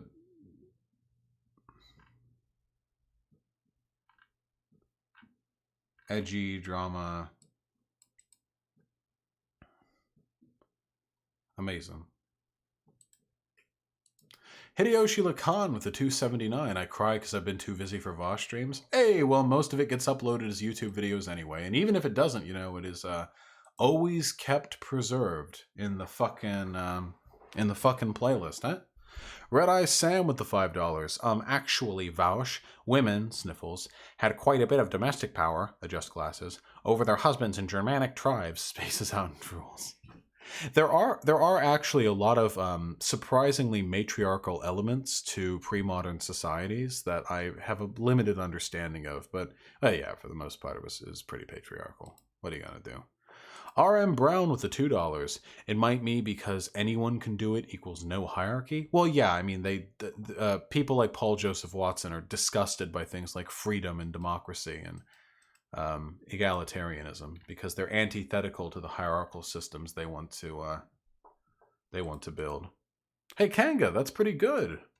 What happened to the Dem debate stream? I was looking for it before wanting to watch it. I'm going to have an edited version of it uploaded soon.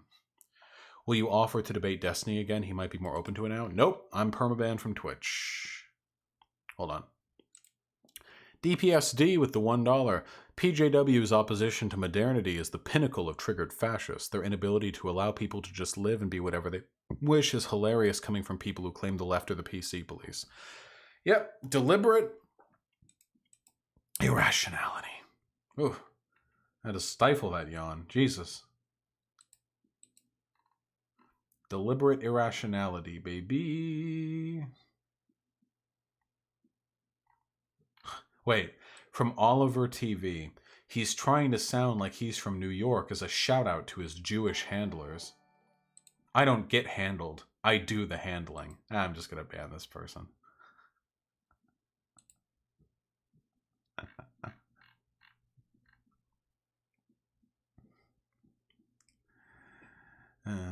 Vosh loves pulling random people from chat to debate, but won't debate Eric Stryker tonight on the kill stream. Yeah, Eric Stryker keeps running for me. Also, why the fuck would I go on the kill stream to debate somebody?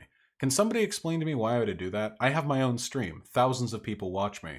Why would I ever say, I want to have a debate with this figure. I'm going to go on the kill stream where I'm going to get interrupted every 5 seconds by fucking Rand or Flamenco or whatever. To have an argument. Wait, why would I ever subject myself to that? I went on the kill stream the very first time because there was because I just went there. Like there wasn't even a subject. It was just like, can I do this? And I did do it. And it was mostly boring, but it was pretty funny. But at this point, I get more viewers on average than the kill stream. Why would I platform them? I'm A-okay letting the kill stream die into irrelevance with time. And also, it's just really funny ignoring. It's just really funny ignoring Stryker. I know it gets him mad. I know he gets triggered by that. Do I want to talk to suck my opinions today? No, I'll finish that later. All right.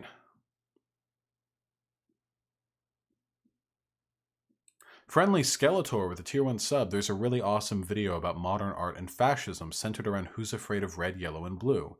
Also, I'm sick as fuck, so have my retail money. Thank you, comrade. Thank you very much for the delicious retail dollary dues. I really appreciate it. Who's afraid of red, white, and blue? Here.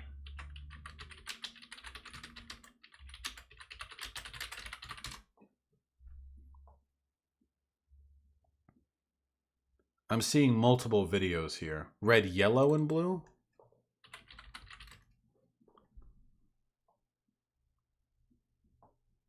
Yeah, it's the title of a painting.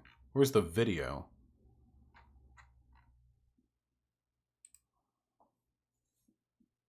Another ANCOM, it'll be pretty soon, I think.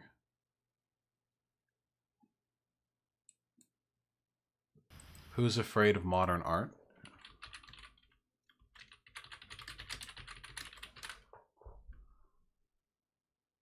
I see. Who's afraid of modern art? Vandalism, video games, and fascism. Is that it? Is that the correct one?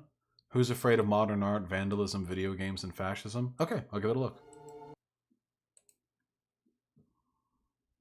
Okay, watch later. I love learning new stuff. That's my favorite shit. My fave stuff.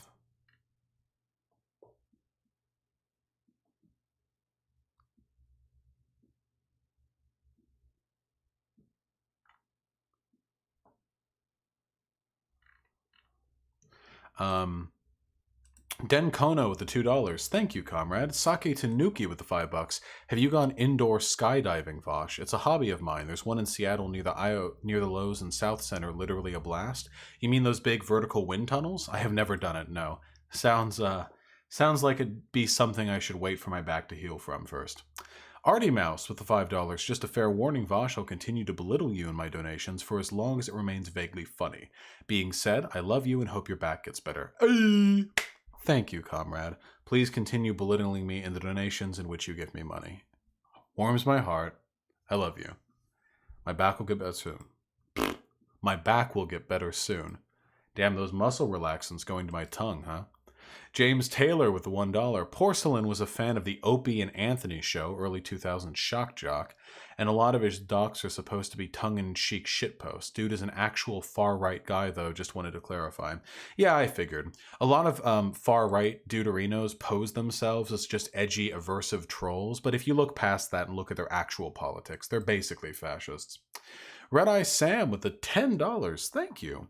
I love it when tankies defend China as a bastion of socialism, yet actual revolutionary movements, e.g. New People's Army of the Philippines, Naxalites of India, actively fight against Chinese capitalism. Yeah, not to mention all of the actual left-leaning communist, anarchist, and revolutionary sects within China that have been squashed by the Chinese government. Damn. All those counter-revolutionary revolutionaries. Ooh. You hate to see it happen, huh? Jack Attack LP with the $2. Did you see Bad Empanada is featuring you on stream? Does Bad Empanada stream? That guy's fucking insane. Oh. Oh, it premieres in 45 hours, apparently. Check it. Vosh, Stalin, Friendly Geordies, Empanadas, 10K Q&A from Bad Empanada. And see, look, I'm right here.